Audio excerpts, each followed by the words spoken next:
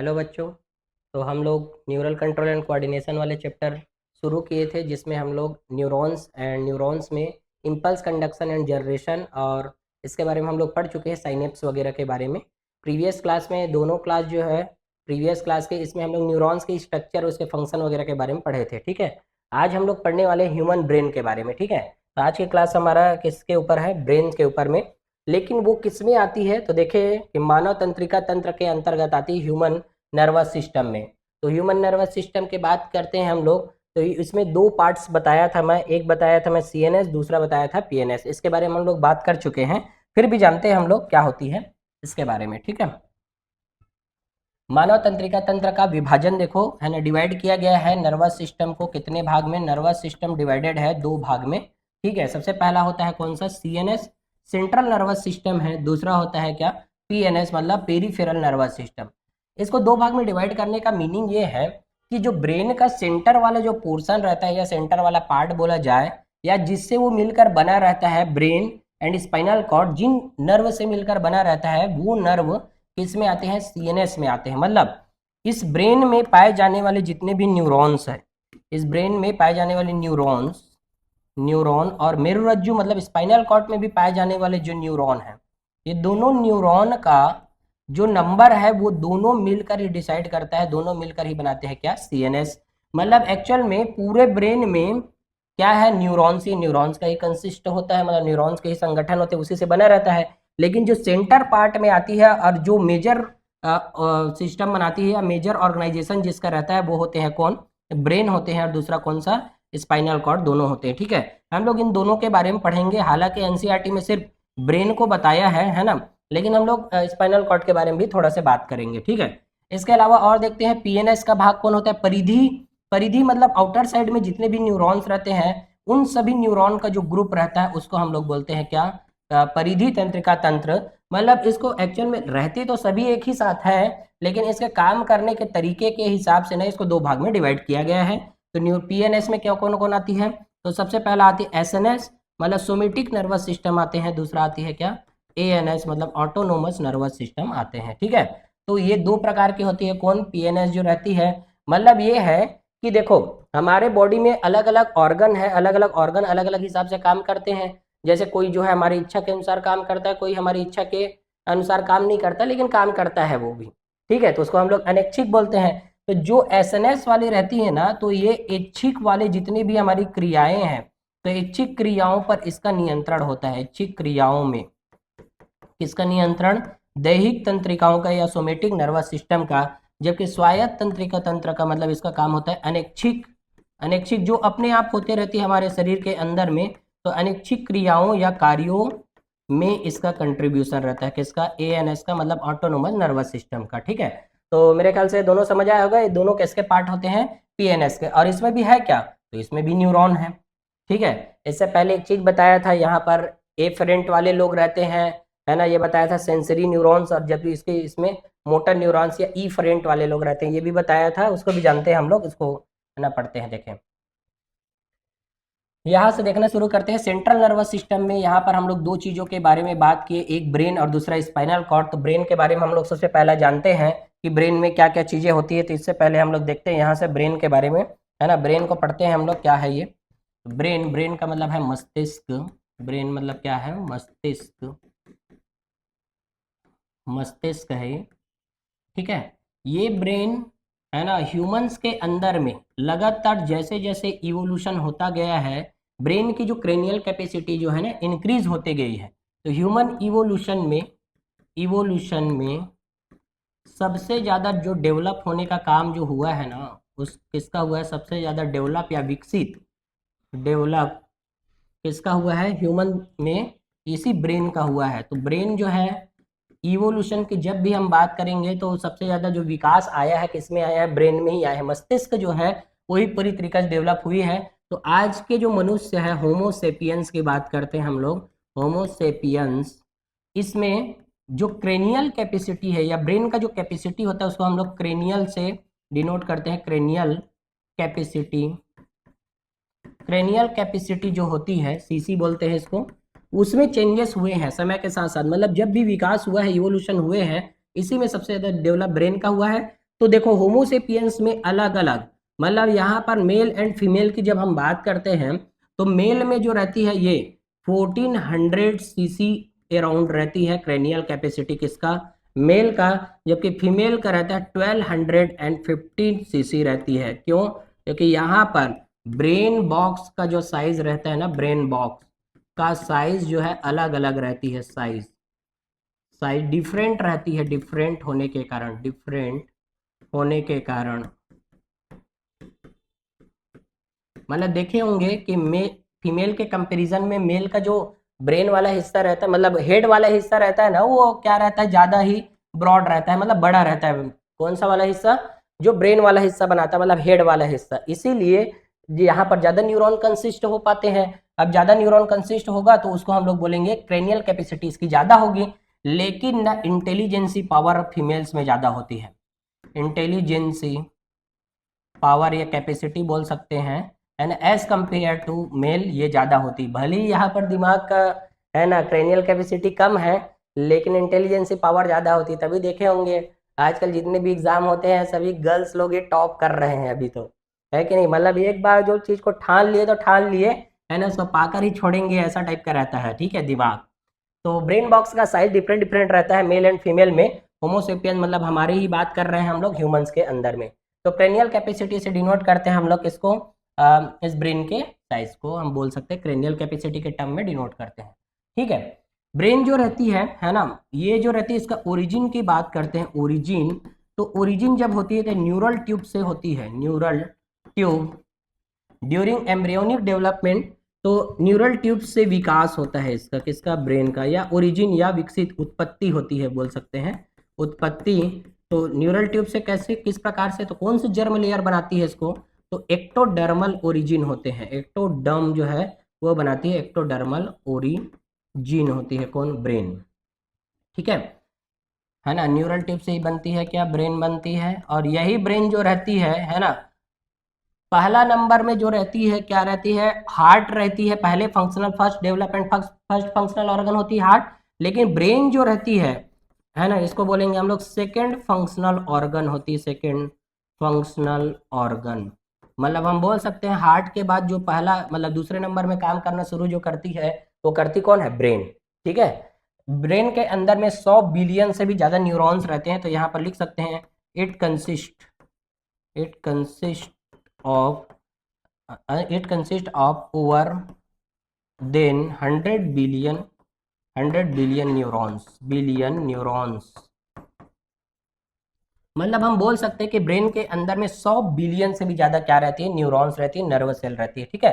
क्योंकि देखो न्यूरॉन जो रहती है, न्यूरॉन्स के बारे में हम लोग पढ़े हैं कि न्यूरॉन की खास बात क्या होती है कि ये एक्साइटेड सेल होती है, मतलब ये इसमें क्या होती है, मैसेज भेजने की क्षमता होती है। और ये सेल ना डिवाइड नहीं करती, डिवाइड नहीं करती, नहीं करती, ठीक है, डिवाइड नहीं करती। लेकिन जो इस न्यूरॉन्स के अंदर में जो कैपेसिटी रहती है ना, हमेशा मेंटेन रहती है।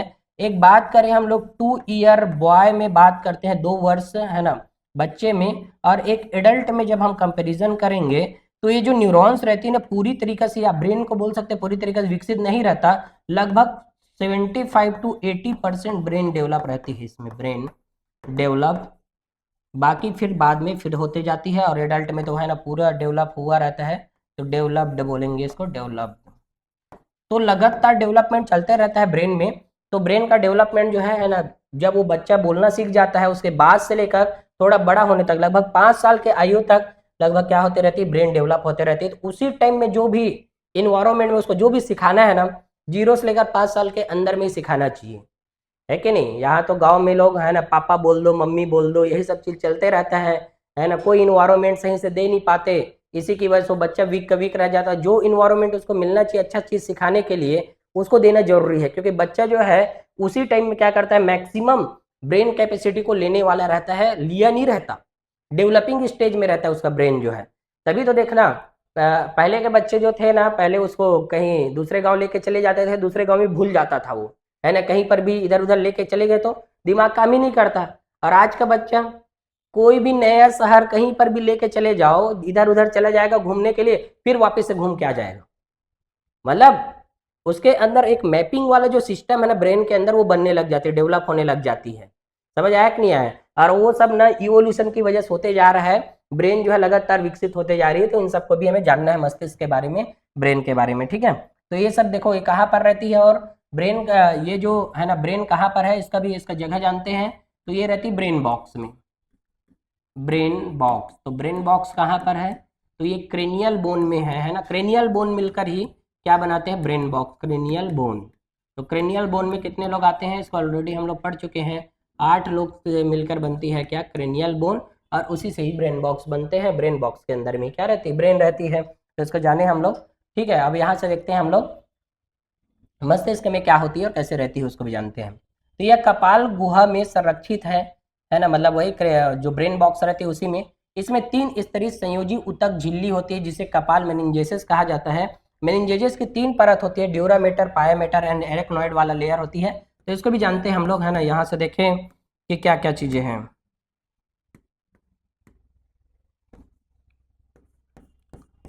तो ब्रेन जो रहती है ऐसे कंसिस्ट रहेगी। तो सबसे आउटर लेयर जो रहती है, आउटर में, आउटर लेयर किसकी? ये जो क्रेनियम मेनिंजेजेस होती है, क्रेनियम मेनिंजेजेस, मेनिनजेजेस मतलब इसको कपाली झिल्ली बोलते हैं, कपाली झिल्ली। क्योंकि देखो ब्रेन जो है हाईली सेंसिटिव ऑर्गन होते हैं, तो इसको प्रोटेक्शन के लिए बहुत लेयर की जरूरत पड़ती है। तो ये कपाली झिल्लियों से घिरे हुए रहते हैं, कपाली झिल्लियों से घिरी रहती है ब्रेन टिश्यू जो है, ठीक है। तो देखो आउटर लेयर जो रहती है ना, इसको हम लोग बोलते हैं ड्यूरामेटर, ड्यूरामेटर बोलते हैं, ड्यूरामेटर। और उसके बाद में एक मध्य परत होती है, जिसको हम लोग बोलते हैं क्या? पायामेटर बोलते हैं, पायामेटर, है ना। इसको हम लोग बोलते हैं एरेक्नॉइड, बोलते हैं एरेक्नॉइड बोलते हैं ना। मध्य वाले को एरेक्नॉइड बोलेंगे, एरेक्नॉइड। और थर्ड वाला जो लेयर होती है ऐसे, और उसको हम लोग बोलते हैं क्या? इसको हम लोग बोलेंगे पायामेटर, पायामेटर। तो हम बात करेंगे आउटर से इनर की ओर जब जाते हैं, आउटर से इनर की ओर में मेम्ब्रेन में, तो है ना ड्यूरामेटर, फिर उसके बाद में एरेक्नॉइड और उसके बाद में पायामेटर। तो DAP से याद करना रहता है हमें। और देखो यहाँ से हम ये समझ सकते हैं कि ये जो ड्यूरामेटर होती है ना, ये ड्यूरामेटर किसके एनक्लोज होती है? तो बोल सकते हैं ये एनक्लोज्ड होती है किसके? तो ये एनक्लोज होती है, एनक्लोज टू क्रेनियम बोन। मतलब ये जो रहती है ना क्रेनियम बोन के एनक्लोज होती है, मतलब वो ऊपर की तरफ वाले में है। तो बताओ ये जो ब्रेन का ऊपर वाला जो हिस्सा बना है, वही उसके ब्रेन के मतलब क्रेनियम बोन के साथ में रहेगा, उसके पास रहेगा, एनक्लोज रहती है। बाकी जो पायामेटर वाला रहता है, ये पायामेटर कहाँ पर रहेंगे? तो ये ब्रेन टिश्यूओं के क्या रहेंगे? ब्रेन टिश्यू के करीब रहेंगे, ब्रेन टिश्यू के करीब, है ना, करीब रहते हैं, मतलब enclose to the brain tissue. तो इसको भी याद रखना है। लेकिन इनके बीच में ना स्पेस वगैरह रहती है। देखो हम लोग यहाँ से देख भी सकते हैं, यहाँ पर देखो अलग अलग लेयर है, पूरे ब्रेन का अंदर जाते तक के पूरा है ना लेयर को बना के रखे हैं यहाँ पर। तो देख भी सकते हैं हम लोग, यहाँ पर देखो ये ड्यूरामेटर है, ये है ना। ड्यूरामेटर के बाद में यहाँ पर एरेक्नॉइड स्पेस रहती है, सब एरेक्नॉइड स्पेस यहाँ पर सब एरेक्नॉइड स्पेस है, जबकि यहाँ पर सब ड्यूरल स्पेस होते हैं। तो इसको यहाँ से हम लोग देख सकते हैं। तो देखिए पहला स्किन का एक लेयर है ये वाला, फिर इसके बाद मस्कुलर लेयर, फिर पेरियोस्टियम मतलब वो जो ब्रेन वाला रहता है, मतलब बोन वाला जो रहता है, उसका आउटर लेयर होती है बोन का। फिर उसके बाद होते हैं ड्यूरामेटर, एरेक्नॉइड और उसके बाद में पायामेटर। तो ये तीनों होते हैं।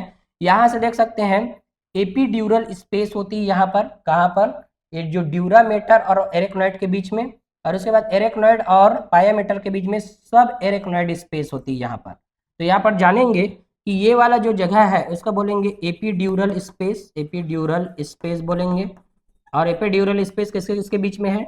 ड्यूरामेटर एंड एरेक्नॉइड के बीच में। जबकि इसके बाद में क्या होती है? सब एरेक्नॉइड स्पेस, एरेक्नॉइड स्पेस, ये होती है सब एरेक्नॉइड स्पेस। और ये होती है कहाँ पर? एरेक्नॉइड एंड पायामेटर के बीच में होती है ना। तो इसका रहने का रीजन क्या है? तो यहाँ पर भरे हुए रहते हैं फ्लूइड। क्या भरे हुए रहते हैं? फ्लूइड, जिसका नाम क्या है? CSF मतलब सेरिब्रो स्पाइनल फ्लूइड भरे हुए रहते हैं। तभी तो ब्रेन टिश्यू जो है ना ऐसे ऐसे कुछ भी करेंगे तो डैमेज नहीं होता, ठीक है। तो बाहरी जो रहती है ड्यूरामेटर है, एरेक्नॉइड और पायामेटर। तो यहाँ पर देख सकते हैं हम लोग सब एरेक्नॉइड स्थान पायामेटर और एरेक्नॉइड, सब एरेक्नॉइड स्थान पायामेटर और एरेक्नॉइड मेटर के बीच का स्थान है ये वाला। और उसके बाद मस्तिष्क का मेरु द्रव्य CSF से भरा होता है। मस्तिष्क के नीला में भी CSF से भरे रहते हैं। देखना यहाँ पर दो स्पेस है, ड्यूरामेटर और एरेक्नोइड के बीच में जो स्पेस है ये वाली स्पेस, और ये एरेक्नोइड और पायामेटर के बीच में स्पेस है। इसमें CSF भरा रहता है लेकिन बहुत ही नेग्लेजिबल मात्रा में रहता है, इसीलिए इसको नहीं बताते है ना। हम लोग बोलते कहाँ पर है, इस वाली जगह में जो सब एरेक्नोइड स्पेस होती है इसी में CSF भरा रहता है, मतलब सेरिब्रो स्पाइनल फ्लूइड। और सेरिब्रो स्पाइनल फ्लूइड क्या रहती है, आघात प्रतिरोधी होती है, आघात प्रतिरोधी है ना, प्रतिरोधी होती है, मतलब शॉक एब्जॉर्बर बोल सकते हैं ना, शॉक को एब्जॉर्ब कर लेती है, कोई प्रकार का ब्रेन टिश्यू को डैमेज ना होना चाहिए, इसीलिए यहाँ पर क्या रहते हैं, आघात प्रतिरोधी होते हैं ये सेरेब्रो स्पाइनल फ्लूइड। कभी कभी इसी में है ना इन्फेक्शन वगैरह हो जाते हैं है ना, कभी कभी इसी में ट्यूमर वगैरह बन जाते हैं सेरेब्रो स्पाइनल फ्लूइड में इन्फेक्शन, और उन सब की वजह से तो अलग अलग प्रकार के रोग भी होते हैं। तो CSF जो रहती है क्या करती है, जैसे सब जगह जितने भी मेजर ऑर्गन हम लोग पढ़े हैं है ना, कहाँ कहाँ, जैसे हार्ट पढ़े हैं, लंग्स पढ़े हैं, उन सब में क्या रहती है, फ्लूइड भरी हुई रहती है, और यही फ्लूइड जो रहती है क्या रहती है, आघात प्रतिरोधी। यही कारण है कि ब्रेन जो है ना डैमेज होने के चांस कम हो जाते हैं। ठीक है, तो याद रखना कि जो ब्रेन मेनिंजेजेस होती है, जो क्रेनियम झिल्ली में क्रेनियम बोन के जस्ट नीचे की तरफ रहती है, वो DAP होती है, याद रखना, आउटर टू इनर होती है, और सब ड्यूरल स्पेस वगैरह इन सबको भी याद रखना है। तो ये क्या होती है, ब्रेन। ठीक है, CNS का पार्ट है। इसके आगे और देखें, अब आगे जानते हैं हम लोग कि ब्रेन है ना जो होती है, इसके ना मस्तिष्क के 3 विभाग होते हैं। तो कौन कौन से, एक अग्र मस्तिष्क होता है ना, जिसको प्रोसेफेनलॉन बोलते हैं, मेसेनसेफेलॉन और रोम्बेनसेफेलॉन बोलते हैं इसका, लेकिन है ना इन सबको याद नहीं रखना, यहाँ पर हम लोग पहले नाम को ही याद रखें। अग्र मस्तिष्क होता है, इसको इंग्लिश में बोले तो फोर ब्रेन बोलते हैं इसको, फोर ब्रेन। और ये वाला क्या होती है, मिड ब्रेन है, ये मिड ब्रेन। और तीसरा क्या है, ये हैंड ब्रेन होती है, हैंड ब्रेन, मतलब पश्च मस्तिष्क होते हैं। ठीक है, हैंड ब्रेन होते हैं। 3 मस्तिष्क को 3 भाग में डिवाइड किया गया है, हालांकि मस्तिष्क एक ही रहता है, पढ़ने की सुविधा के आधार पर 3 पार्ट्स में डिवाइड किया गया है, तो उसको जानते हैं हम लोग। देखो, तो देखो यहाँ से हम डायग्राम से देख सकते हैं, ये फोर ब्रेन जो है इसमें कितने पार्ट हैं, तो देखो फोर ब्रेन के 3 पार्ट होते हैं, एक सेरिब्रम, दूसरा थैलेमस और तीसरा हाइपोथैलेमस होते हैं। CTH से याद कर सकते हैं, cerebrum, thalamus and hypothalamus is a part of fore brain, मतलब अग्र मस्तिष्क का भाग होता है ये कौन, ये तीनों जो रहती है। ठीक है, और भी कुछ लेबल दिया गया है, पीयूष ग्रंथि, इन सब के बारे में। सेला टर्सिका नाम की कैविटी रहती है यहीं पर स्फेनॉइड बोन में, वहीं पर पिट्यूटरी ग्लैंड रहती है। बाकी इसको अभी हम लोग है ना पढ़ेंगे नेक्स्ट क्लास, मतलब नेक्स्ट जो हमारा आएगा उसमें पढ़ेंगे हार्मोनल कंट्रोल वाले में। अभी ये जानना है कि ब्रेन के पार्ट्स के बारे में। दूसरा और देखिए यहाँ पर, ये जो तो था फोर ब्रेन पहला नंबर का पार्ट था, उसके बाद दूसरा नंबर हम लोग देखें मिड ब्रेन के बारे में। ठीक है, तो मिड ब्रेन जो रहती है ना, अग्र मस्तिष्क पश्चिम मस्तिष्क के बीच के हिस्सा रहती है, इसके बारे में भी जानेंगे। NCERT 4 लाइन लिखा है इसके लिए है ना, उन सभी लाइन को जानेंगे हम लोग, उन सभी का महत्व भी जानेंगे, काम वगैरह। अगला है हैंड ब्रेन। हैंड ब्रेन भी जो रहती है ये बनी हुई रहती है पोन से, दूसरा मेडुला ऑब्लोंगेटा से, और तीसरा सेरिबेलम, ये तीनों चीजों से बनी रहती है कौन, हैंड ब्रेन। और हैंड ब्रेन से ही एक निकलता हुआ, एक है ना चीज निकलता हुआ स्टेम के जैसा दिखाई देता है, जिसको हम लोग बोलते हैं क्या, स्पाइनल कॉर्ड। एक्चुअल में ये ब्रेन स्टेम रहता है, जैसे कि मान लो कोई कॉलम रहती है, कॉलम के ऊपर में ऐसे कोई चीज खड़ा हुआ रहता है, छत टिका हुआ रहता है ना कॉलम में, वैसे ही ब्रेन स्टेम में ब्रेन जो है क्या रहता है, खड़ा रहता है। तो वहीं से निकलती है ब्रेन स्टेम के बीच से स्पाइनल कॉर्ड, तो इसके बारे में भी हम लोग पढ़ेंगे। तो सेंट्रल नर्वस सिस्टम में हम लोग ब्रेन का पूरा पार्ट्स देखने वाले हैं, और उसके बाद स्पाइनल कॉर्ड को पढ़ेंगे। तो ब्रेन में और क्या क्या चीजें होती है देखते हैं। यहाँ पर अग्र मस्तिष्क को जानते हैं, फोर ब्रेन के बारे में। ठीक है, फोर ब्रेन में क्या क्या चीजें हैं देखें। यह अग्रभाग है, इसमें शामिल है सेरिब्रम है ना, डायनसेफेलॉन, डायनसेफेलॉन का ही पार्ट होता है कौन, थैलेमस और हाइपोथैलेमस है ना। हालांकि डायनसेफेलॉन वगैरह के बारे में NCERT नहीं बताता है ना, जानना है कि सेरिब्रम, थैलेमस, हाइपोथैलेमस जो होती है उसमें से डायनसेफेलॉन वाला जो पार्ट रहती है, देखो प्रोजेनसेफेलॉन में आती है ये डायनसेफेलॉन, तो थैलेमस हाइपोथैलेमस इसी का ही पार्ट होता है। तो बेसिकली हमें यहाँ पर एक जानना है, एक ये है, दूसरा ये है, और तीसरा ये, तीनों चीजों से मिलकर बनी हुई होती है कौन, अग्र मस्तिष्क, क्या बोल सकते हैं, फोर ब्रेन। इसके बारे में देखते हैं और। ठीक है, देखो इसमें सबसे पहले हम लोग अब अग्र मस्तिष्क में सेरिब्रम के बारे में पढ़ने वाले हैं। ठीक है, फोर ब्रेन में हमारा पहला पार्ट क्या है, सेरिब्रम। सेरिब्रम, तो सेरिब्रम वाला हिस्सा ना बहुत बड़ा एरिया बनाता है, इसीलिए है ना यहाँ पर लिखा है कि सबसे बड़ा हिस्सा होता है सेरिब्रम है ना। ये तीनों में से, मतलब ये तीनों क्या, पूरे fore brain, mid brain, hind brain में से सबसे ज्यादा पार्ट किसका रहता है, सेरिब्रम का ही रहता है, तो सबसे बड़ा हिस्सा यही बनाती है। इसमें तंत्रिका तंतुओं कार्पस कैलोसम के एक पथ द्वारा एक साथ रखे गए दो मस्तिष्क गोलार्ध होते हैं। मतलब बोला जाए कि जो सेरिब्रम रहती है इसमें ना क्या रहती है, कार्पस कैलोसम नाम की एक पट्टी रहती है ना। कार्पस कैलोसम जो न्यूरॉन्स की एक पट्टी होती है उसी के द्वारा दो प्रमस्तिष्क गोलार्धों से मिलकर बनी रहती है। मतलब ऐसे है ना गोलार्ध रहेंगे यहाँ पर, ऐसे कंसिस्ट रहती है ये ब्रेन, ऐसे टाइप के दिखाई देते हैं, है ना, ये ऐसे। जैसे कोई भी फल रहता है, जैसे है ना संतरा ही ले लो, उसको जब छीलेंगे, छील के दो भाग में से डिवाइड करते हैं तो वैसे टाइप का रहता है ये भी, है ना। या अखरोट को ले ले, अखरोट में ऐसे गहराई सल्काई बनी हुई रहती है, तो वैसे ही दिखाई देता है। तो ब्रेन जो रहती है दो प्रमस्तिष्क अर्ध गोलार्धों से मिलकर बनी रहती है, मतलब सेरिब्रल हेमिस्फीयर से मिलकर बनी रहती है। तो देखो एक राइट तरफ का सेरिब्रल हेमिस्फीयर होता है और दूसरा क्या होता है, लेफ्ट तरफ का सेरिब्रल हेमिस्फीयर। मतलब ब्रेन को हम बात करें ना तो ऐसे टाइप का रहती है, जब हम लोग इसको ओपन करेंगे तो ऐसे दिखाई देती है। और बीच से कार्पस कैलोसम की पट्टी के द्वारा क्या रहती है ये, है ना, जुड़ी हुई रहती है। तो ये कार्पस कैलोसम की एक पट्टी है ना, न्यूरॉन से बनी हुई रहती है ये, न्यूरॉन की बनी पट्टी, न्यूरॉन की बनी पट्टी होती है ये कार्पस कैलोसम। तो दो प्रमस्तिष्क, प्रमस्तिष्क बोलते हैं इसी को, किसको, सेरिब्रम को, इसको प्रमस्तिष्क बोलते हैं, मस्तिष्क। सेरिब्रम जो रहती है दो सेरिब्रल हेमिस्फीयर से मिलकर बनी रहती है दो अर्ध गोलार्धों से। अर्ध गोलार्ध का मतलब गोला का आधा भाग जानते होंगे, है ना, आधा इधर आधा इधर, अर्ध गोलार्ध बोलते हैं जिसको। तो इसी से बनी हुई रहती है कौन सा वाला हिस्सा, सेरिब्रम वाला हिस्सा। और यहाँ पर हम लोग जान सकते हैं कार्पस कैलोसम की पट्टी वेरी इंपॉर्टेंट है ये वाली, है ना। दो दो सेरिब्रल हेमिस्फीयर या बोल सकते हैं दो मस्तिष्क प्रमस्तिष्क अर्ध गोलार्धों को कौन जोड़ती है पूछते हैं, तो कार्पस कैलोसम के नाम की पट्टी। सीधा क्वेश्चन आता है ना, इसमें कुछ भी इधर उधर घुमाने वाली चीज नहीं है। तो न्यूरॉन की बनी हुई पट्टी है कौन, कार्पस कैलोसम, जिसके द्वारा वो जुड़ी रहती है। ठीक है, इसके आगे और देखते हैं हम लोग, ब्रेन में देखें और बात करें। सेरिब्रम के बाहरी हिस्से को सेरिब्रल कॉर्टेक्स कहा जाता है ना। एक एक लाइन इंपॉर्टेंट है, हर एक लाइन को जानना है, क्योंकि देखो ब्रेन में थोड़ा सा ही लाइन दिया है एनसीईआरटी ने, और तो इसीलिए सब लाइन इंपॉर्टेंट है, तो सब लाइन को अच्छे से मार्क करते हुए जाना है, तभी तो हमें समझ आएगा। तो देखें सेरिब्रम के बाहरी हिस्से मतलब बाहर की तरफ जो रहती है ना, मतलब जो आउटर लेयर की तरफ में, उसको हम लोग बोलते हैं सेरिब्रल कॉर्टेक्स कहा जाता है। इसमें एठन और अवसाद होते हैं और यह ग्रे मैटर से बना रहता है। ग्रे रंग न्यूरॉन्स कोशिकाओं निकायों की उपस्थिति के कारण होते हैं। मतलब देखो ये जो सेरिब्रल कॉर्टेक्स है ना, सेरिब्रल कॉर्टेक्स, इसमें ना डिप्रेशन होती है। डिप्रेशन का मतलब इसमें दो चीजें होती है, गहराई सल्काई टाइप के होते हैं यहाँ पर ऐसे गहराई सल्काई होते हैं यहाँ। ठीक है, यहाँ से हम लोग देखेंगे भी, है ना, इसमें दिया है कि नहीं पता नहीं, है ना। देखते हैं कि ये गहराई सल्काई मतलब ऐसे कंसिस्ट रहती है, यहाँ से हम लोग देख भी सकते हैं, ऐसे ऐसे ऐसे ऐसे बनी हुई दिखाई दे रही है। अब देखो इसके जो आउटर तरफ है ना, आउटर तरफ, वहां पर क्या रहती है, ग्रे मैटर रहती है, ग्रे मैटर। ग्रे मैटर कहाँ पर है, आउटर साइड में है, आउटर साइड। तो सेरिब्रम में ऐसे हम बात करते हैं तो अंदर में डब्लू रहती है और बाहर की तरफ क्या है, ग्रे।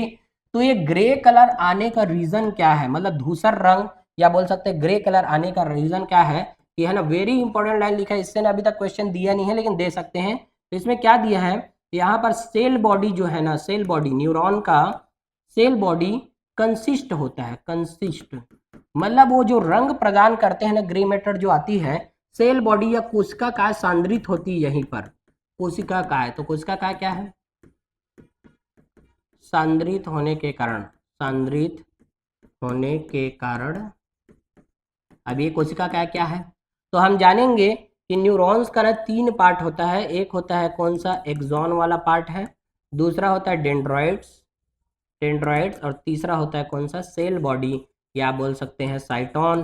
तो यही सेल बॉडी जो रहती है वही कंसिस्ट होकर क्या बनाती है, ग्रे मैटर देती है। किसको, ये जो सेरिब्रल कॉर्टेक्स रहते हैं ना, उसी को ग्रे कलर की दिखाई देती है। इसी की वजह से, किसकी वजह से दिखाई देती है, कोशिका काय की वजह से सांद्रित होने के कारण ही दिखाई देती है। किस कौन से कलर के, ग्रे रंग के दिखाई देती है। ठीक है, जबकि अंदर वाला जो भाग रहता है, भीतरी भाग, सफेद पदार्थ का बना रहता है, मतलब व्हाइट मैटर होते हैं इसमें, यहाँ पर कंसिस्ट नहीं है, तो इसकी वजह से व्हाइट कलर की दिखती है। तो ऐसे याद रख लेना इसको कि सेरिब्रम में व्हाइट कलर और ग्रे कलर कैसे रहती है, तो अंदर की तरफ डब्लू है, बाहर की तरफ जी है ना, तो जी डब्लू से याद रख लेना यहाँ पर। ठीक है, जी बाहर है और डब्लू क्या है, अंदर है। ठीक है, तो ऐसे याद रख सकते हैं, जी से यहाँ पर गेट जो रहती है ये बाहर रहती है, गेट मतलब दरवाजा, है ना, और यहाँ पर क्या, विंडो जो है, विंडो अंदर में रहती है, अंदर। तो ऐसे याद कर लेना। ठीक है, जबकि मेटल अलग रहता है इसमें, है ना। नॉर्मल बात करेंगे तो विंडो जो रहती है बाहर रहती है, गेट अंदर रहता है, ठीक है। तो ऐसे याद रख लेना, ग्रे जो है गेट से बाहर रख लेना इसको। तो भीतरी भाग जो रहती है सफ़ेद पदार्थ से बनी होती है। ब्रेन का पूरा स्ट्रक्चर यहाँ पर बना के दिया है। इसमें हम लोग लेबलिंग वाले क्वेश्चन को देख सकते हैं यहाँ से, है ना, चाहे तो। जैसे यहाँ पर देखो सेरिब्रल हेमिस्फीयर बना हुआ दिखाई दे रहा है। और भी जो नाम हम सुने अभी तक उसी बस को लेबलिंग को देखेंगे। वैसे तो रहती बहुत सारी चीज़ें हैं, है ना। हर एक चीज़ हमसे याद थोड़ी ना होगा, और याद करना भी नहीं है। कि जो जो चीज़ें हम पढ़े उसको देख सकते हैं। जैसे कि यहाँ पर सेरिब्रल हेमिस्फीयर पढ़े, कार्पस कैलोसम की पट्टी पढ़े अभी, है ना, थैलेमस के बारे में पढ़े, है ना। उसके अलावा हाइपोथैलेमस के बारे में पढ़े, पोन्स के बारे में पढ़े, मेडुला ऑब्लोंगेटा के बारे में पढ़े, स्पाइनल कॉर्ड के बारे में हम लोग अभी देखे हैं, है ना। बाकी ये कार्पोरा क्वाड्रिजेमाइना एक सेरेब्रल एक्वेडक्ट वगैरह जो है मिड ब्रेन का पार्ट आती है, तो इसको अभी हम लोग नहीं पढ़े हैं। तो जिसको हम पढ़े हैं उसको हम लोग देखो, ये सेरिबेलम भी पढ़े हैं हम लोग। तो जितना पढ़े उतने को लेबलिंग कर लो पहले, उसके बाद जो बचेगा उसको भी देख सकते हैं हम लोग, ब्रेन में कहाँ कहाँ पर कौन सी चीज़ें होती हैं, ठीक है। तो इसके आगे और देखते हैं हम लोग। अब देखते हैं सेरिब्रल जो कॉर्टेक्स होती है ना, यहाँ पर सेरिब्रल कॉर्टेक्स में शामिल होती है कौन कौन से एरिया, तो इन एरिया को भी जानते हैं। तो एक होती है मोटर क्षेत्र होती है, मांसपेशियों की स्वैच्छिक गतिविधियों को नियंत्रित करती है। मतलब बोला जाए कि सेरिब्रम में हमारी मांसपेशियों में जो भी संकुचन या, है ना, बोल सकते हैं शिथिलन होती है, जैसे ऐसे ऐसे कर रहे हैं हम लोग, तो उन सभी का जो केंद्र होता है मोटर न्यूरॉन्स के द्वारा, है ना, जाती है। मतलब यहाँ पर ऐसे जो करने के लिए जो रिस्पॉन्सिबल है ना न्यूरॉन, वो यहीं पर है, कहाँ पर, सेरिब्रल कॉर्टेक्स वाले भाग में, ठीक है। तो सेरिब्रल कॉर्टेक्स में मोटर एरिया मांसपेशियों के स्वैच्छिक गतिविधियों को नियंत्रित करती है। दूसरा होता है संवेदी, मतलब है ना, सोमेटिक वाला वो क्षेत्र जहाँ पर संवेदी अंगों के कार्यों को नियंत्रित किया जाता है। संवेदी अंगों के कार्य मतलब हमारे अंदर 5 संवेदी अंग है, कौन कौन से, आँख कान नाक जीभ त्वचा, ठीक है, याद है कि नहीं है। आँख कान नाक जीभ त्वचा जो है सेंसरी ऑर्गन्स होती है। तो संवेदी अंगों के कार्यों को नियंत्रित करने का काम किसका रहता है, संवेदी तंत्रिकाओं का। किसका, संवेदी तंत्रिका या संवेदी क्षेत्र का बोल सकते हैं। और ये भी कहाँ पर है, सेरिब्रल कॉर्टेक्स वाले जगह में है, ठीक है। उसके अलावा तीसरा एसोसिएटेड एरियाज भी होते हैं। एसोसिएशन एरिया का मतलब यह न तो स्पष्ट रूप से संवेदी होते हैं और न ही कार्य में मोटर है, अंतर संवेदी संघों स्मृति और संचार के लिए जिम्मेदार है। मतलब बोल सकते हैं इंटरसेंसरी कनेक्शन रहता है इसका, इंटरसेंसरी कनेक्शन। दूसरा मेमोरी होती है, मतलब मेमोरी मतलब स्मृति। और कम्युनिकेशन एरिया, मतलब जो हम लोग कम्युनिकेट करते हैं ना, जो बात करते हैं, वो सब चीज़ें के लिए मेमोरी, मतलब जो हम स्मृति रखते हैं, याद रखते हैं कोई चीज़ों को, तो यही वाला एसोसिएशन एरिया में जो न्यूरॉन्स है उन लोग करते हैं।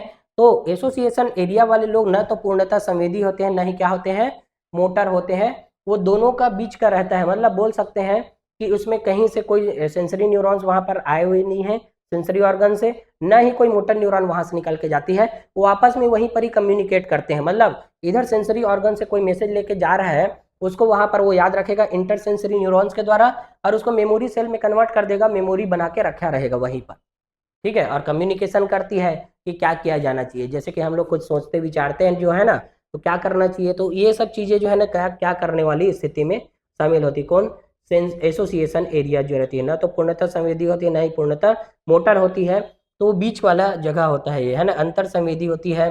तो इसमें क्या करती है, इंटरसेंसरी न्यूरॉन्स होते हैं, मेमोरी और कम्युनिकेशन वाला काम करती है, ठीक है। समझ गए। यहाँ से हम लोग देख भी सकते हैं, है ना, यहाँ पर देखो सेंसरी एरिया के बारे में दिखाया है, मोटर एरिया और एसोसिएशन एरियाज होते हैं, अलग अलग को यहाँ पर, है ना, ला के दिखाए हैं। तो अरे इतना ज़्यादा तो हमें पढ़ना नहीं है, फिर भी हम यहाँ से हम देख सकते हैं ब्रेन में कौन कौन सा पार्ट क्या क्या चीज़ें होती हैं। ये जो ब्रोकास एरिया होती है ना, ब्रोकास एरिया बोलने के लिए होती है ये, जो है ना, जिसमें जो टंग का मूवमेंट जो कराती है ना, ये ब्रोकास एरिया कराती है। किसी किसी के में बहुत ज़्यादा डेवलप रहता है, तो है ना, बिना मतलब के बोलते रहते हैं ये, है ना, काम नहीं है तो भी बोलते रहेंगे।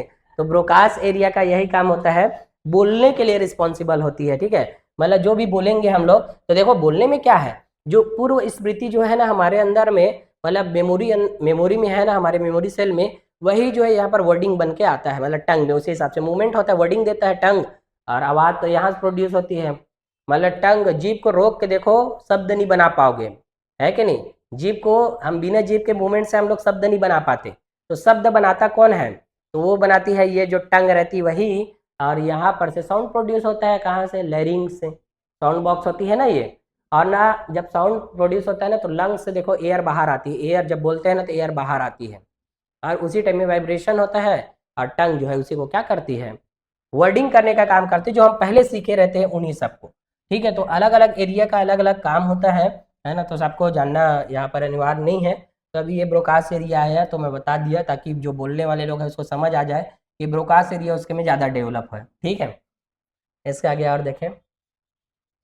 अगला, सेरिब्रल कॉर्टेक्स से विभिन्न केंद्रों की एकीकृत गतिविधियां बुद्धि, स्मृति, निर्णय, सीखने, सोच और स्पष्ट भाषण को नियंत्रित करती है। मतलब देखो, बहुत सारी इंद्रियां हैं हमारे अंदर में, है ना, जानते हैं, उसमें से 5 इंद्री जो है मेन है। और इंद्री मतलब क्या, वो हमारे अंदर का सेंसरी ऑर्गन ही होते हैं, है ना, जो हमें क्या करके रखते हैं, हमारे सभी चीज़ों को कंट्रोल करके रखें। देखो यहाँ पर दिमाग की बत्ती जल रही है, ठीक है, बिना इलेक्ट्रिसिटी के दिमाग की बत्ती जल रही है कि नहीं जल रही है, देखो दूर से ही, मतलब ब्रेन के अंदर इतनी कैपेसिटी है कि वो दिमाग की बत्ती को जला देती है ना। तो देखो इसके अंदर क्या क्या है कि सेरिब्रल कॉर्टेक्स के विभिन्न क्षेत्र विभिन्न केंद्रों की एकीकृत, मतलब सब लोग एक साथ एसोसिएट होकर काम करेंगे, जो सेरिब्रल कॉर्टेक्स वाले एरिया में जितने भी न्यूरॉन्स हैं, है ना, उसकी गतिविधियां जो होती है वो क्या क्या चीजों के लिए कंट्रोल करती है। तो इंटेलिजेंसी पावर बुद्धि को, दूसरा मेमोरी, इंटेलिजेंसी को कंट्रोल करती है, मेमोरी को कंट्रोल करेगी। कोई डिसीजन जो लेते हैं, है ना, कोई निर्णय करते हैं कि हाँ हमें ये करना है, उसको कंट्रोल करेगी। सीखने को करती है, लर्निंग को कंट्रोल करती है, थिंकिंग को कंट्रोल करती है, सोच को करती है। और स्पष्ट भाषण, इसका मतलब होता है कि जो स्पीच स्पीच होता है ना, स्पीच, उसको कंट्रोल करने का काम करती है। तो IMD-LTS से याद कर सकते हैं। IMD-LTS मतलब ये है कि सेरिब्रम जो रहती है ना, इसके जो सेरिब्रल कॉर्टेक्स वाला रीजन, इसमें बहुत सारे केंद्र है। क्या क्या केंद्र है, तो क्या चीज का केंद्र है यहाँ पर, इंटेलिजेंसी पावर, बुद्धि क्षमता के जो केंद्र है वो है, मेमोरी का केंद्र है, पहले डिसीजन, निर्णय लेने का केंद्र है, कोई चीज को हम निर्णय लेते हैं उसको, लर्निंग मतलब सीखने का, जो भी हम पढ़ते हैं, सीखते हैं, बोलते हैं, सुनते हैं, उन सब से सीखने वाला काम भी करती है। और ये क्या करती है, टी का मतलब आती है सीखने, थिंकिंग, थिंकिंग का मतलब सोच होता है, यहाँ पर थिंकिंग को भी कंट्रोल करती है। उसके अलावा स्पीच वगैरह को भी कंट्रोल करने का काम करती है। मतलब हम बोल सकते हैं कि जो हम बात करते हैं ना, जैसे हम लोग अभी बात कर रहे हैं तो कंट्रोल्ड मैनर में बात कर रहे हैं। तो कंट्रोल्ड मैनर में बात कैसे हो रही है कि सेरिब्रल कॉर्टेक्स के विभिन्न केंद्रों में आपस में सहभागिता है। आपस में सहभागिता मतलब ब्रेन जो सोचता है ना, जो चीज़ों को सोचता है, मतलब जो इंटेलिजेंसी पावर ब्रेन के पास है, उसके मेमोरी सेल के पास में, उसको ना प्रॉपरली रूप से निकालना है उसको, चाहे हैंड के थ्रू निकाले, जैसे हम लोग कोई चीज़ को लिखते हैं यहाँ पर, है ना, जैसे मैं यहाँ पर लिख दिया सेरिब्रम, ऐसे लिख रहा हूँ सेरिब्रम, ये सेरिब्रम लिख रहा हूँ। तो कैसे आया, मेरे यहाँ से ब्रेन से मैं सोचा और ये सी वगैरह सब बनाना है करके मैं जा रहा हूँ, मेरे हाथ को उसी हिसाब से ऑर्डर दिया तो उसी हिसाब से काम कर लिया, है ना। और मैं उसी को बोल भी पा रहा हूँ, मैं सेरिब्रम बोल रहा हूँ, मतलब मेरे पहले से याद है, उसी को मैं बोल रहा हूँ। तो स्मृति आधारित जो हमारी इंटेलिजेंस जो पावर है, उसको सही मैनर में, मतलब एकीकृत का मतलब होता है यहाँ पर केंद्रों के एकीकृत का मतलब मेरे इंटेलिजेंसी पावर को ना मैं अपने बोलने के तरीके से निकाल रहा हूँ यहाँ पर। ठीक है, तो जो बोलने के तरीके हैं, है ना, स्पष्ट भाषण जो है, वो जब तक एकीकृत नहीं रहता, दिमाग कुछ और सोचता है, हम लोग बोलते कुछ और, है कि नहीं। कभी कभी मूवी में दिखाता नहीं है, जैसे वो भूतनाथ में नहीं देखे थे, वो बुलवाता है उसको, उसके प्रिंसिपल को, तो कुछ भी बोलता है वो, तो स्पीच एरिया को कंट्रोल कर लेते हैं उसको, मतलब सोचता कुछ और है, बोलता कुछ और है। तो ये सब एरिया को कंट्रोल करने का काम किसका रहता है, सेरिब्रम का। तो हम लोग यहाँ से देख सकते हैं, यहाँ पर अलग अलग एरिया को दिखाए भी हैं कि कौन सा एरिया क्या क्या चीज करती है, सबका अलग अलग काम होता है ना। जैसे ऑल फैक्ट्री एसोसिएशन एरिया है, इसमें गंध वगैरह और स्वाद को पहचाना जाता है ऑल फैक्ट्री एसोसिएशन एरिया में। विजुअल एसोसिएशन एरिया, इसमें हम लोग देख के समझते हैं कि हम लोग विजुअलाइज करते हैं कोई चीज़ों को। ठीक है, ब्रोकास एरिया बोलने वाले का तो बता ही दिया। उसके अलावा और भी एरियाज हैं जिनके सबका अलग अलग काम होता है, जैसे ऑडिटरी एरिया में देखें, है ना, सुनते हैं, उस हिसाब से काम होता है। ठीक है, इसको ऐसे कार बना दो यहाँ पर ऐसे, है ना, वैगन आर बन जाएगा फिर ये। तो सब एरिया के अलग अलग एरिया के अलग अलग काम होते हैं, तो उसी उसको ना सेरिब्रल कॉर्टेक्स से विभिन्न क्षेत्रों में जो सामंजस्य है, एकीकरण है, एकीकृत गतिविधियां जो है, इसकी वजह से ये सब चीज हो पाती है, वरना नहीं हो पाती।